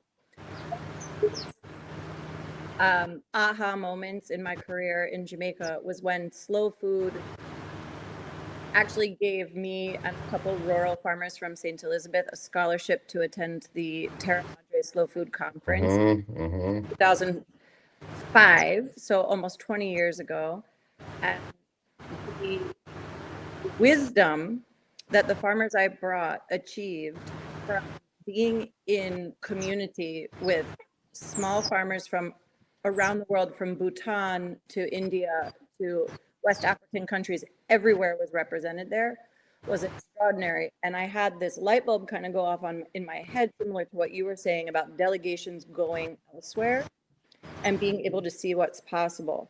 And if we're speaking about a dovetail between mindset and policy, my biggest dream, and I'd love to just put it out here to all the people listening and the panelists, is to really get some government officials, whether those are folks from RADA or folks from the Ministry of Agriculture in general at all different levels, to participate in a delegation to places like India and Bhutan. Particularly Bhutan is a bit of a pipe dream for me because they're in 100% organic country. But maybe it could even be lower hanging fruit. So there's a lot of places in Central America that are even closer to us, Costa Rica, etc., where seeing it, like you said, Nicola, is believing it. And so I'd love to just put that out there, that is something I would really love to see happen. And I'm certainly willing to put the sweat equity behind that to get that going. And I appreciate the comments that both you and Chris said about policy met with mindset shift. All right. I'm going to put a pause on you, the presenters, for just a moment, because we need to bring in the audience. They have a number of questions. In fact, I believe we have 13 questions. I'm going to take the first one from my colleague, Kalisha Williams, who says, how do we balance the need to reduce diseases affecting crops, especially due to climate change, with the need to protect our food environment from harmful pesticides? Dr. Robinson, I'm going to ask you to kick off first on that question, and then perhaps I'll go over to Liz Soames afterwards. Right. Thank you very much. Yeah. No, as I was mentioning before, we need to get away. We like to think that a farm, and as you heard Chris say, you have a farm and you have a natural ecosystem and you just flatten it and you decide that you're going to put a crop in. And that's what I was saying, that when you do that, because you have destroyed an ecosystem, nature is not going to take that lying down. It's going to fight back. And one of the ways it fights back is to give you a good pest problem, because that pest problem is to restore, is the first step in restoring the balance. And that's why we need to shift our farm for them to realize that what we're doing is that we're creating an agricultural ecosystem. It must be a diverse and balanced system, so nature does not think that it has a problem to solve. So it's the whole thing of retraining our farmers. And this agriculture that we inherited from our colonial masters, it cannot work in an island ecosystem. And I'm not one of the scientists that believes that this thing does not work.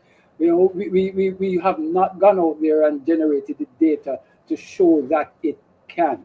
And so it's changing the whole mindset and developing island sensitive agricultural ecosystems, and then we won't have these problems to be fighting pests with pesticides, or so many pesticides. Liz Soames, what is your research telling you?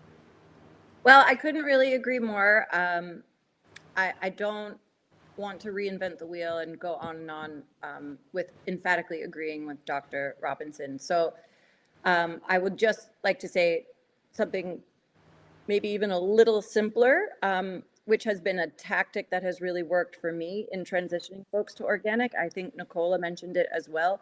Reminding farmers about what their grandparents used to do has been key. And many of those tactics are employed the world over, and we need to relearn them. Thank you so very much. Chef Brian Lumley, I'm going to bring you back in. I want you to piggyback on something that Christopher Bin said. And the reason I'm asking this question of you is that experience that you had in Qatar that has brought you to the place where you are now in terms of your own personal journey with food and how it impacts your system. You had to go through a change yourself. You had to be more accepting of some of these kinds of issues, and you're still on that journey of learning. How do we encourage others to get on that journey? How do we help them to understand that this relationship that you have with food is so important that you have to sit down and make wise decisions? Well, I think nowadays it's a little bit more easier than 10 years ago. We live in a world of social media and there's a lot of data happening there. So you're starting to see a shift amongst young people. I certainly see it from where I sit and my day job, which is at the corporate chef for Nestle. And one part of the things that I do here is to follow the research and follow the data. So we are now, I wouldn't say forced, but in terms of business longevity, you realize that you have to change a lot of the items they use in a product to make it better and to make it safer. Now, it's hard to just do a cold switch like that because then you have competitors out there as well. So for example, I wouldn't expect us to just have the farmers stop using pesticides in one go, just like that. It's never going to happen. It's not going to happen. Slow progression, right? But the data is certainly showing that people are paying attention to what they're putting in their bodies nowadays. And you see it obviously with the rise and interest in organic food or the farmers market. If you see the crowds at the farmers market compared to a few years ago, it's completely different now. Now there are communities building with people peaking interest. So what I would say is a lot of focus on health listening to your body. I started to listen to my body. So, for example, when I eat foods, if I eat something and it gives me a stomach ache, as automatically my body telling me, no, we don't want that. Something is wrong. Get that out of my system. Do not put it back. Right. And just from that little warning, because sometimes if you probably it upset the system and you have gas and you're just thinking, oh, that's a Jamaican thing, just drink some tea. I start with that mentality. Like if I put something in my body and it gives me a headache, or it gives me a stomach ache, or it gives me any sort of discomfort, I'm not going to eat it again. Yeah, Right? I straight. just move on and I just replenish my system, refresh my system with coconut water. Even nowadays, when you get a stomach ache and it leads to, let's say, diarrhea, I don't take Pepto-Bismol or any chemical or pills or anything. I flush my system with natural juices. Like, coconut water is primary example, replaces the electrolytes, and then I go through a nourishing phase where I give my body something to put it back. And I do the same approach when I get colds or flus. Yes, I'll take traditional medicine if it gets really bad, but in accordance to traditional medicine, you will also have nutrients to give your body a fighting chance to build your immune system and that kind of thing. So I think more and more I've started to pay attention to what those nutrients are. Where do I get them? How do I know that they are clean or 100% clean? And I put a lot of trust in Nicole and the farmers and the integrity that they show week in, week out, the dedication that they show. So that develops a trust, and for me to encourage people to do that, the first advice I give them is to listen to their bodies, because everybody's different. Genetics is different, DNA is different, but your body will tell you, right? You will see you working, and you start to get sick. Your body, the first warning telling that your body telling you that you're overworked, right? You need a break. You need to step back. So your body will tell you everything it needs to know. You just need to listen to it. Listen, yeah, man. All right. True, true. I'm going to ask Mike to start bringing up those questions on screen. But while Mike is doing that, Nicola, I have a question for you, because the task of the JOAM-JENESYS project, outside of all the training that you are providing, you're having to convince farmers who have been traditionally using pesticides over the years that, listen, we don't want you to use them any at all. That is a hard sell to farmers, these conventional farmers who have been pushing for this. So even the way we have framed what we're saying here today, we have dubbed the conference Pretty Dutty Food. Can't go to a traditional farmer with that. What do we do? How do we couch it in such a way that you're helping them, but you're not insulting them? You're muted. Okay, sorry about that. So how the project is being developed and we're taking around, it really is for all farmers. So it is, no matter if you're farming, you should know how to make compost, because it's like, you go to a basic school or a high school, you say to a child, do you know your ABCs? Most children would know the ABCs. And this is the thing with farmers. Compost is one of the most important things, is a basic element of any farming system. And so what we're trying to do is to demonstrate and show how you can do these different strategies that their grandparents used to do. This is not something that is new, whatever. Maybe in the last 20, 30 years, people have gotten away from it because they can just buy that fertilizer. But it is something that they should do. So we're literally taking the various strategies, 11 strategies, going around and showing, oh, you need a companion plant. You remember you used to do this before? We never used to do a monocrop. So we're really taking our time and demonstrating both, not just to the organic farmers, because there are people, we're continually learning. So we're doing that with the organic people, the people are looking at organic, but also to all the I would say conventional, whatever you want to call them, the other farmers are there. Backyard gardeners, everything, everybody. Anybody's interested in where their food's coming from, we're willing to show you that. And so that's the approach, because it's just best practices.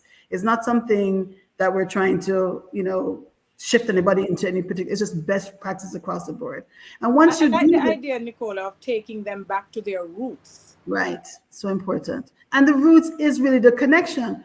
Yeah. One of the things that when we do the training is to really let people understand that you're divinely connected to the natural world outside from you were born. And so it should not be a war against, it's a war against yourself, right? and you're constantly so once we have those kind of conversations as we're doing the trainings, people really get it, and they start to open up their eyes and start to wake up. And it really is a process now. I think over the years we've gotten a lot of misinformation, but I feel like we're in an awakening. They're talking about a great reset.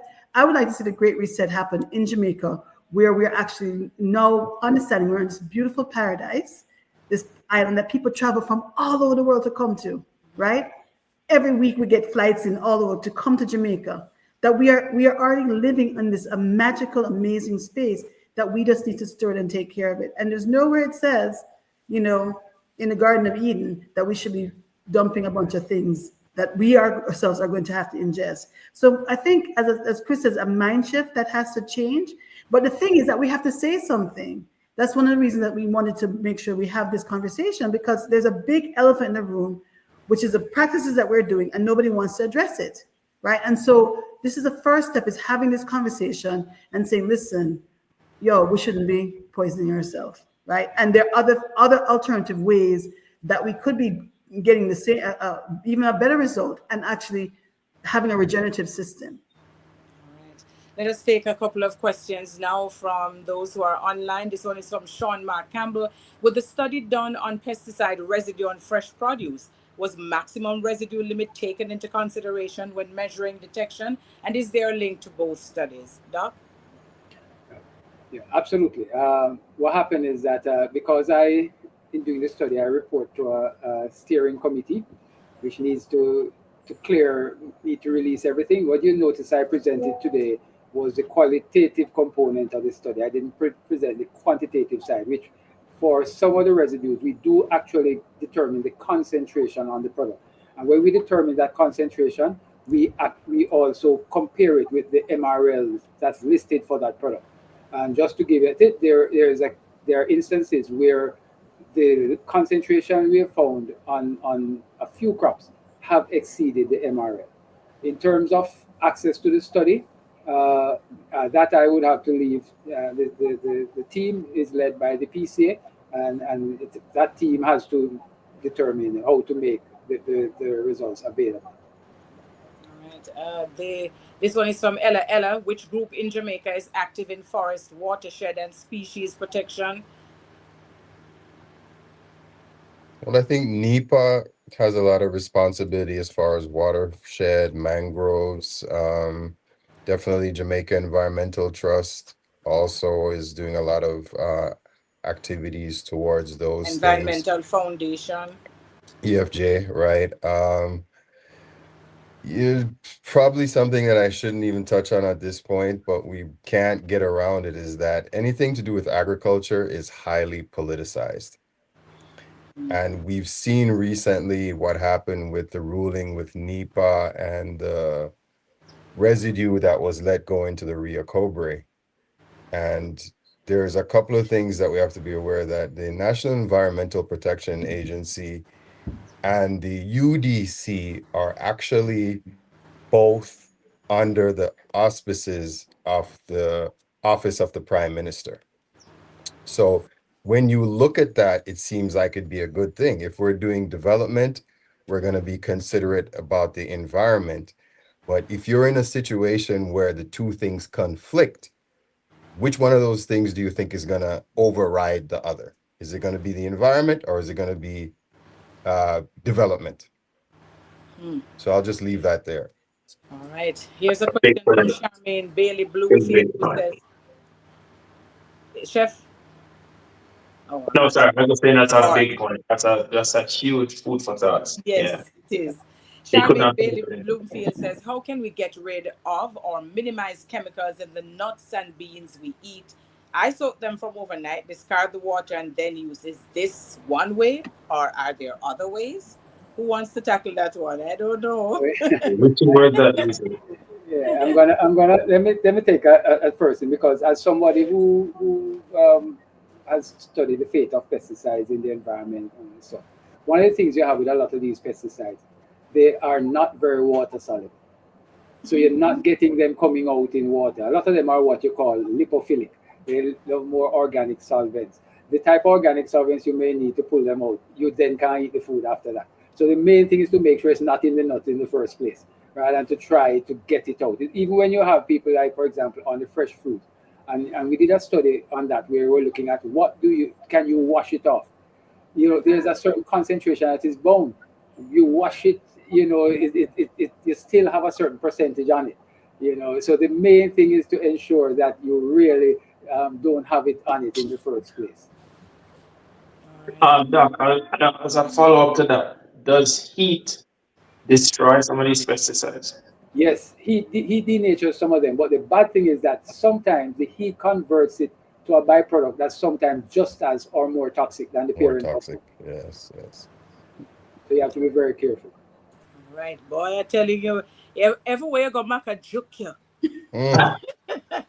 All right, here's one from Carrot Juice. Dr. Robinson, does detoxing help to flush these pesticides from our bodies? If yes, how often? And what products can we use for that detox? All right, so I'm not an expert on that, but the concern I would have is that, remember that I mentioned that a lot of them are lipophilic.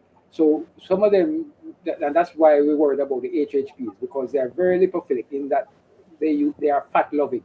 So when they go into the system, they get absorbed and they get stored in fats. That's why you hear people say they're more concerned about women being exposed to pesticides, because they have more fat deposits that the pesticides go into, and a lot. So because of that, when it gets absorbed into the fat and is being stored, detox really will not help at that stage. So I really don't know, but I'm worried about lipophilic ones that are stored in your fat, which when it's stored there, it's locked away, and it's until you start losing weight, then it gets released back into the system. And that's why I see some people, when they start to lose the fat, it has to go somewhere. It goes back in the system, and you start having the toxic effects again. All right, so here's another one. This is from Dr. Patricia Northover. To solve the pesticide dependency, need to solve the seed import dependence. If we use seeds that require chemicals for productivity, the question then is, how do you wean yourself off this input dependency business model? Nicola? Well, I mean, one of the things that I've been advocating is that we should be doing our own seeds here. To be honest, there's a global seed shortage. And I know that during COVID, we had a problem because Bodos actually produced some things, but they were totally out. They only produced about 5 things: some peppers, some corn, some sorrel seeds, that kind of stuff. So for an island, and we're depending on food security, it's kind of crazy that we're not actually doing more work on our own seed for our own microclimate. So you can't really depend on other people for your food. I mean, it's really crazy that we don't have a system for that. So I think it's very important. We talk about a policy change. This is definitely something we should do. And also to remember that I found out that in the 70s, we actually had a 100-acre seed farm, right? That this was something that we had started doing, that MD2 corn that is sometimes around, that is something that came out of that seed project. And I think that is something that if you're talking about investment in something, we should be having our own seeds that meets our microclimate, and it's done here. So we don't have to worry about importing other people's things, especially with the fact that there's a diminishing supply and it's only going to get more expensive. Whoever controls the seed, control the food and control the people. All right. So before I take this next question that has popped up, I must tell you, Nicola and the team, that you have amassed a fantastic team of presenters, one, but you have also attracted a number of top academics and other people in industry here. This next question is from Olive Downer Walsh, who says the ongoing assessment of pesticide residues in locally produced crops is of importance. Does the study include imported produce inclusive of post-harvest treatments? And if no, can this be included? Dr. Robinson, this one is yours too. Yeah, all right. Yeah, no, this study does not include imported produce. And the simple reason why that is not included is just a matter of funds. The persons who are funding the study wanted us to focus on what is available locally. Okay. Also, Thank you so Althea, much. I Go just ahead. wanted to add in there and jump back to what Chef Lumley was talking about with his personal health experience, is that we look at our health in a very interesting way. And I just want you to look at the word pharmacy, right? If you spell it Farmacy,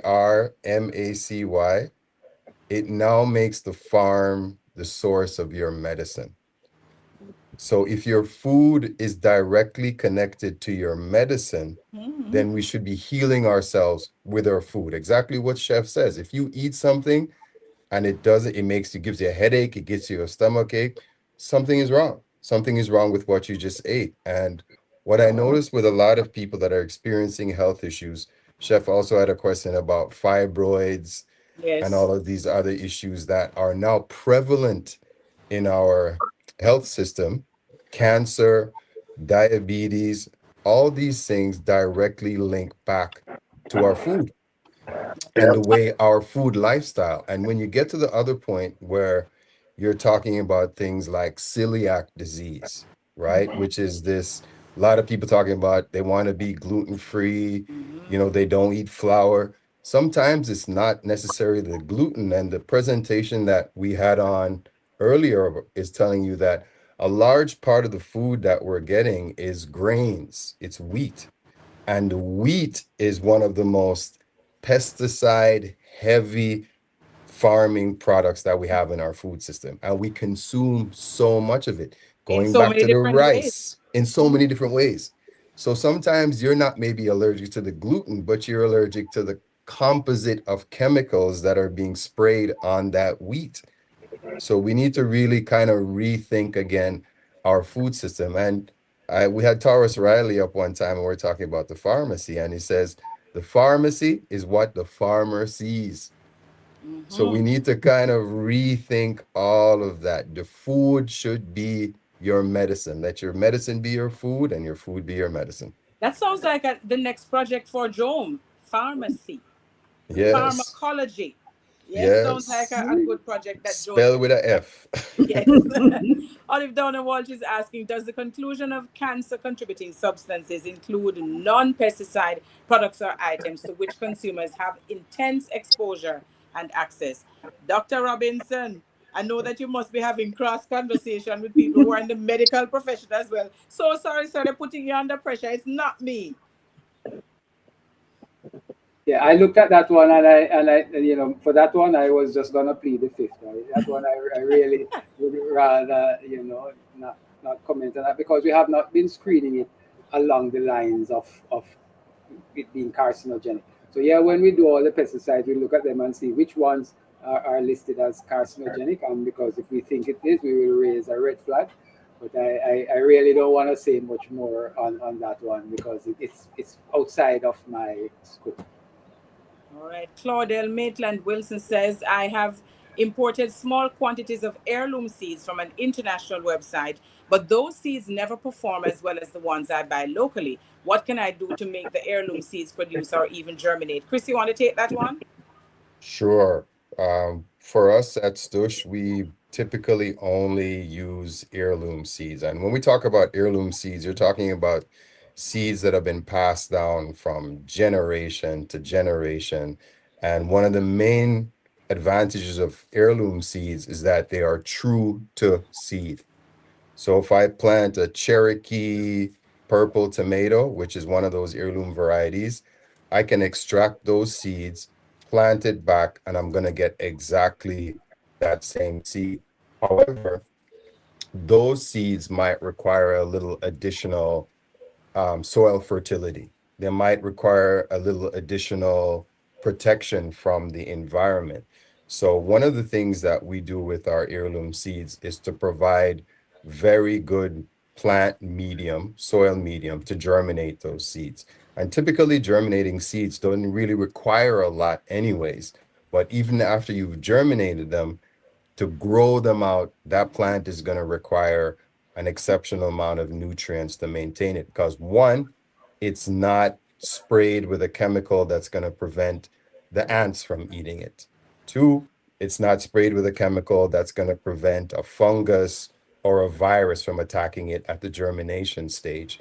So you really have to have a very clean environment, and you cannot bring heirloom seeds into a conventional environment and expect them to perform at the same level, because chances are those heirloom seeds were grown in an organic or a regenerative environment. So you have to keep the environment similar to the environment that the plant was originally grown in. All right. May I ask you, Liz, to comment on that question as well? Yes, so I tend to use only organic or heirloom seeds on my property as well, farming on my own, but also what I recommend to clients and around the place. I think one of the reasons why this person who asked the question had a lot of success with conventional seeds is because they've been genetically modified. So maybe it's a quick fix in the beginning. But with organic farming, regenerative farming, farming with heirloom seeds, like Chris was saying, you have to really have a little bit more patience, a little bit more time. You're going to have potentially a less high germination rate in the beginning, but it will prove to be effective over time. And over time, they'll learn how best to do it. Ella asks, is there an initiative of farmers island-wide getting paid to be a part of soil health testing to have solid evidence of pesticide impact? Dr. Robinson, well, it doesn't matter. Anyone who is comfortable taking it. I was going to say it's a bit of a conflict of interest if you're paying somebody to test their own soil. The pesticide study project, which has been funded by both private and public partners, pays the scientists and the other folks who are in the program to carry out the soil testing itself and the studies themselves. That's part of our funding. So that is the initiative that I think that Ella is inquiring about. All right. Charmaine Bailey, and by the way, I should point out that we're past the cutoff time, but I'm pushing ahead because I want to at least get through all of those 13 questions that were asked by the participants online. I'm hoping that we will take it to about 12:15. Charmaine is asking how can I get my soil tested? Does RADA or any other organization offer that service to small farmers like me free of cost? The short answer is yes. But I suggest you reach out, Charmaine. I can answer this question. Reach out to the Rural Agricultural Development Authority, RADA, the office in your region, and have conversation with them about it. But Nicole, I want to know, though, is there a test that can, we know that there is virgin soil, and we know that there is soil now that people have used and there are chemicals there. Does JOAM have any kind of test, or any other organization in the country have any kind of test? Well, I actually want to kind of clarify that, because ALMD, which is part of the ministry, the soil, they have a soil lab. And because of the project, they've actually been able to get some more equipment, because normally when you go, I'd always recommend anybody who's thinking about farming, you have to get your soil tested, right? Just go there, because you know what you're working with. That's because right. you maybe wanting to plant tomatoes and it needs to be high in this or low in this or whatever. It's best to really go first and do that so you don't waste your money. And then, I mean, I have tons of stories of people not testing their soil and putting a lot of fertilizer on there, and then they don't get a crop because they put the wrong, they don't even know what their soil is needing, right? So that's one. But LMD, there's a cost. I think if you're part of the Genesis, I think it's something about $3,000. And there's also Bodos that does the NEMA, their lab also participates with this. So the first thing to do is really call the ministry and ask for the ALMD department. They have a wonderful set of wonderful people. Dr. Marson is there and her staff, and over Bodos as well. They really have been doing a great job with us. They come out really quickly. They do the work. You can speak to RADA as well. They will also come out and help you get your soil samples and get that going. I can't, sometimes some of the other companies will take the soil and send it overseas, but now we actually have on island, and it's a really quick turnaround. You don't want to wait anymore like 6 months and a year like we used to, because now all the equipment is there and they can do the proper testing for you. All right. Chef Brian Lumley, before I take Adrian C's question, how do we develop a better relationship with food from where you sit, and from the questions that you get asked as a chef, and the meals that you're being asked to prepare or being encouraged to prepare? And then I'm thinking back to what it is that Chris would have mentioned about this whole issue of the pharmacy. How do we take people on that journey, you think? Well, I mean, for me, I think majority of it is my integrity and why I got into food and the love that I have and passion that I have for food. Coming up, I may not know everything, so I wouldn't say I use everything that I use is 100% clean or is best for you. You know, a lot of it is. It's almost like when you hear dancehall artists argue about what songs to sing. Like the song they really want to sing doesn't get the airplay, but some of the garbage and so on that they sing about in the environment is what gets the most boost. So it's almost a similar thing. Like I want to cook healthy dishes, but everybody buy fried chicken. You know what I mean? And to survive, you probably not me, but most chefs it would happen to. So there is a correlation in that space where you would have to do things to survive, but at the same time you come up with alternative project and build that community. And when I started 689, that was a challenge for me because I I was determined not to serve rice at the restaurant. I had this thing called croquettes. And I remember I went through such a headache in the first couple of months because the croquettes were made of grown provisions. So it didn't have any imported anything. We used local Irish potato, dashi, cocoa, and sweet potato. We make a brown mash, bread it, and fried it. And it was fried crispy, so it didn't soak up a lot of oil or anything. But I deserved not to serve rice. And I did an ice cream scoop with it, so it's shaped like an egg. And Jamaicans come in the restaurant and be like, "What kind of dinosaur egg this? I don't want this." And it's just like a bunch of complaints you get over a couple of months. But what tend to happen slowly is that there's a lot of ladies who frequent the restaurant, and the restaurant was at late night. It was like 5:30 to midnight. So what you find is that they didn't even want the rice, and they got acclimatized to it eventually, to the point where I had to bring rice on the menu because I did like curry conch and certain curry dishes. And Jamaicans, if you're having curry, you have to have rice. But what I found was interesting is that when I started to serve rice with those dishes, they got upset, asking back for the croquettes. So it was because the restaurant was getting so popular, it was hard to make so many croquettes. And they find that there's a slow shift. So I realized that Jamaicans they're not very open to change immediately. But if you stick to it and they get kind of used to it and they start to trust it, then the comfort level comes in and they realize when it feels good and it starts to affect their bodies in a positive way, and then they will continue with it. And so that's what I would say. We have to have a stick to itiveness to our mission. And the more we educate people, I think it's the better they'll be accepting of it. Right. So we're going to grow some dinosaur eggs on the farms. It also goes back to policy as well. Again, right? It's like, when was the last time you saw a scandal bag?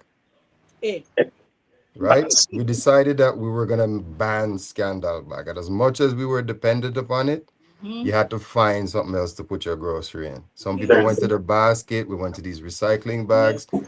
They banned styrofoam. Right now, they're working on banning these sweetie drinks that we're getting. So we can have the idea as a community, but if you get that idea backed by policy, then it now becomes very much. And I have to big up Chef Stush, because when we started to produce what we were producing, people were like, you only serve vegetable? Not even little chicken? Can we get little piece of fish? And initially we were like, boy, this is gonna be hard to get people to wrap their brains around. So, let's serve a little fish, but we'll make the price really high. And people were like, we still gonna pay the price for a little fish. And then we came around and we said, no, if we don't grow it on the farm, we're not serving it. So we phased out the fish. We phased out anything that had egg, butter. We started to make our own butter. Big up the chef again. We started to make our own cheeses. So you can replace, like the croquette, you can replace this appetite for what we were eating that's basically killing us with something. And we don't like to even talk about the food being healthy, because sometimes when you mention healthy food or vegan food, people automatically, they have a knee-jerk reaction. This is going to be some plastic cardboard that's seasoned to taste like chicken. And I don't want that to eat. I want something that tastes good, that makes me feel good. So our emphasis, we don't use the word vegan in our food preparation or any of our advertising, anything. We talk about ITA, plant-based, plant-forward, and at the core of it, we're the original sexy vegetarians. All right. And Love it. sorry, let me just add 30 Sure. seconds to what Chris said, and I have a big up Chef Stoosh as well. One of the things, it's a peeve of mine, and one of the things I love about them is that they're not pretending to be meat. They're not selling you a meat replacement. They're not selling you, you know, cauliflower, chicken wings type of thing. Like they're creating a new avenue of food, a different experience. Like you're falling in love with vegetables, they're creating their own dishes out of plant based. And I love the terms that he used because that's what they're Plant having. So forward. it's its own identity. It's not a substitute for anything else, you know. So I love that kind of stuff to big on all the time. And it's great. That's up, Chef. Now to Adrian C's question that has been there for a while. How can one get involved with JOAM-JENESYS, and what roles are there to participate in or partake of? And this is coming out of Montego Bay. Nicola, you have a convert.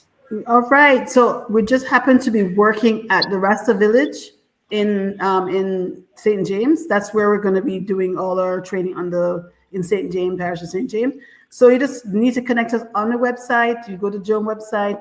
Our contact is there. The schedule for next month, we're going to be doing, I think we're doing biochar is going to be one of the things they're going to be doing next month. We did composting, vermicomposting, statics, Johnson Sioux.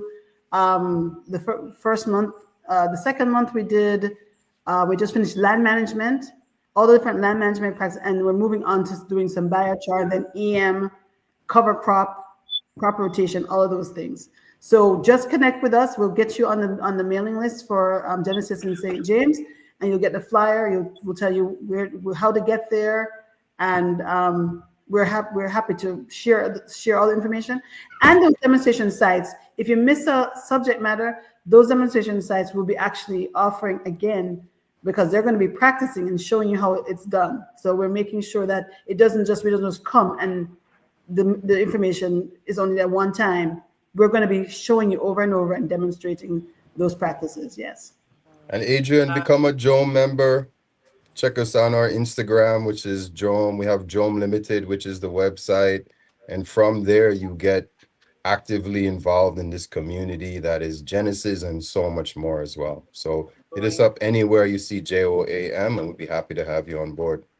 Excellent. Wade Barrett says, what's your take on using neem for commercial pest management? Also, is that approach managing the symptoms and not managing the problem? I'm having a challenge with whiteflies. Dr. Robinson? All right. So rosemary.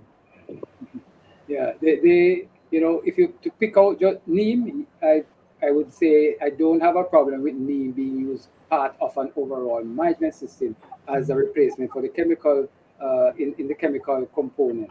However, it's just for people to be clear. I mean, make sure it's a pest management system and not a pest control system where you're just trying to get rid of the pest. Because even though neem may be something approved for organic, a proper organic system does not go to the chemical control first.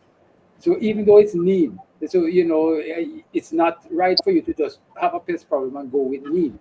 So how do we ensure that we have a full management plan that protects the natural enemies, that designs the system to create the ecological balance we need? And then if we have that well-designed organic system, and by some change that we didn't have control over, the pest population goes up, then you can go in with some neem or some other natural product to get the population down. But I just want people to know that you should not be trying to use organic inputs in a conventional system. You need to change your production system to an organic system, which does not have the numerous pest outbreaks that a conventional or neo-conventional system has.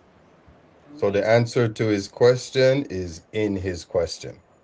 It's a systematic approach rather than a piecemeal approach. You have to really change the whole system, change the mindset, and then you can be on your way to using neem, moringa, all of these other natural plant-based inputs that can improve your productivity. I am of the opinion, Nicola Shirley Phillips and Christopher Binns, who both sit on the JOAM board, the members of the JOAM team. You're going to need a part two of this pretty dirty food. Absolutely. Yes, the part To two the has to be quarterly. planned. Because Definitely. Well, we are. Don't forget that we do have Farming as a Business, a conference coming up in this July. year at University of West Indies this year, and we have. There's so many different topics. You're going to be confused about which class you want to go to. So now that we have people's emails and stuff, we're going to be sending it out. We'll probably be showing the flyer. We have a lot of really good speakers and just really practical information of how you can do farming as a business, but doing it in the organic way. So lots to share, and that's coming up in July. All right, so 30 seconds to each presenter as we're closing out the session. Dr. Robinson, let us start with you. I'm just happy that we started this discussion. I would not want it to stop here. And just remember, the public, you are more powerful than you think. So where we're talking about legislative changes, etc., and just lend your voice, give support to the what we are trying to do to ensure that we can clean up Jamaica's food chain. Yeah. Christopher? Again, the opportunity to be here to have the discussion is great. I want to big up Chef Lumley for tuning in because, the transition from here is to the food. And if we can get people acclimated to the idea that our food has to be clean and it can be clean and sexy at the same time, then I think our victory is won. Right. Liz Soames. Liz? Oh, Your 30 seconds. sorry, I was having some technical difficulties. I just wanted to say thank you to the organizers and also for all of the other panelists for including me. And I do hope that, and I know that my journey in organic agriculture in Jamaica will continue, particularly with everybody else's support. So thank you so much, everyone, for having me. Chef Brian Lumley. No, it's been an amazing 2 hours sitting here listening to the panelists, the questions from the public. I'm just very happy to be here, happy to be a part of the conversation. This needs to happen like quarterly so we can check in on the progress and the study that's going on. They've opened up a rabbit hole for me now, so I'm going to run straight through it. And yeah, I'd love to be the bridge between the farmers and the consumers. I'm happy to be that bridge to take questions from both sides. And it also will keep me accountable in the produce that I use and what I'm promoting. So the more you know, the more you grow. So yeah. Thank you so very much. The conversation has to continue, and it has to continue at the level of our communities, starting with your home, because listen, you can't go out into the community and you're telling them to do something unless you're also practicing it at home. I see Nicola Shirley Phillips talking something about a movie giveaway. Nicola, you want to come back on screen and tell us exactly what you're talking about? She did mention the Farming as a Business conference that comes up in July 10th to be exact. Farming as a Business 2025. The theme is making connections from farm to plate. Yes, Nicola, what is this movie giveaway you're talking about now? So if you tuned in exactly on time, you'd have seen a movie or coming up was called Organic Rising. So I think it's the first 90 people that after we finish, you're going to get an email sent out to you, and it's going to be a free coupon giveaway. If you wanted to see the rest of that movie, you just are going to follow the instructions that are given, click on it, and you have 2 months in which to be able to watch Organic Rising. It takes you through a number of different elements of the food system that they've been documenting in the US. So you have more information.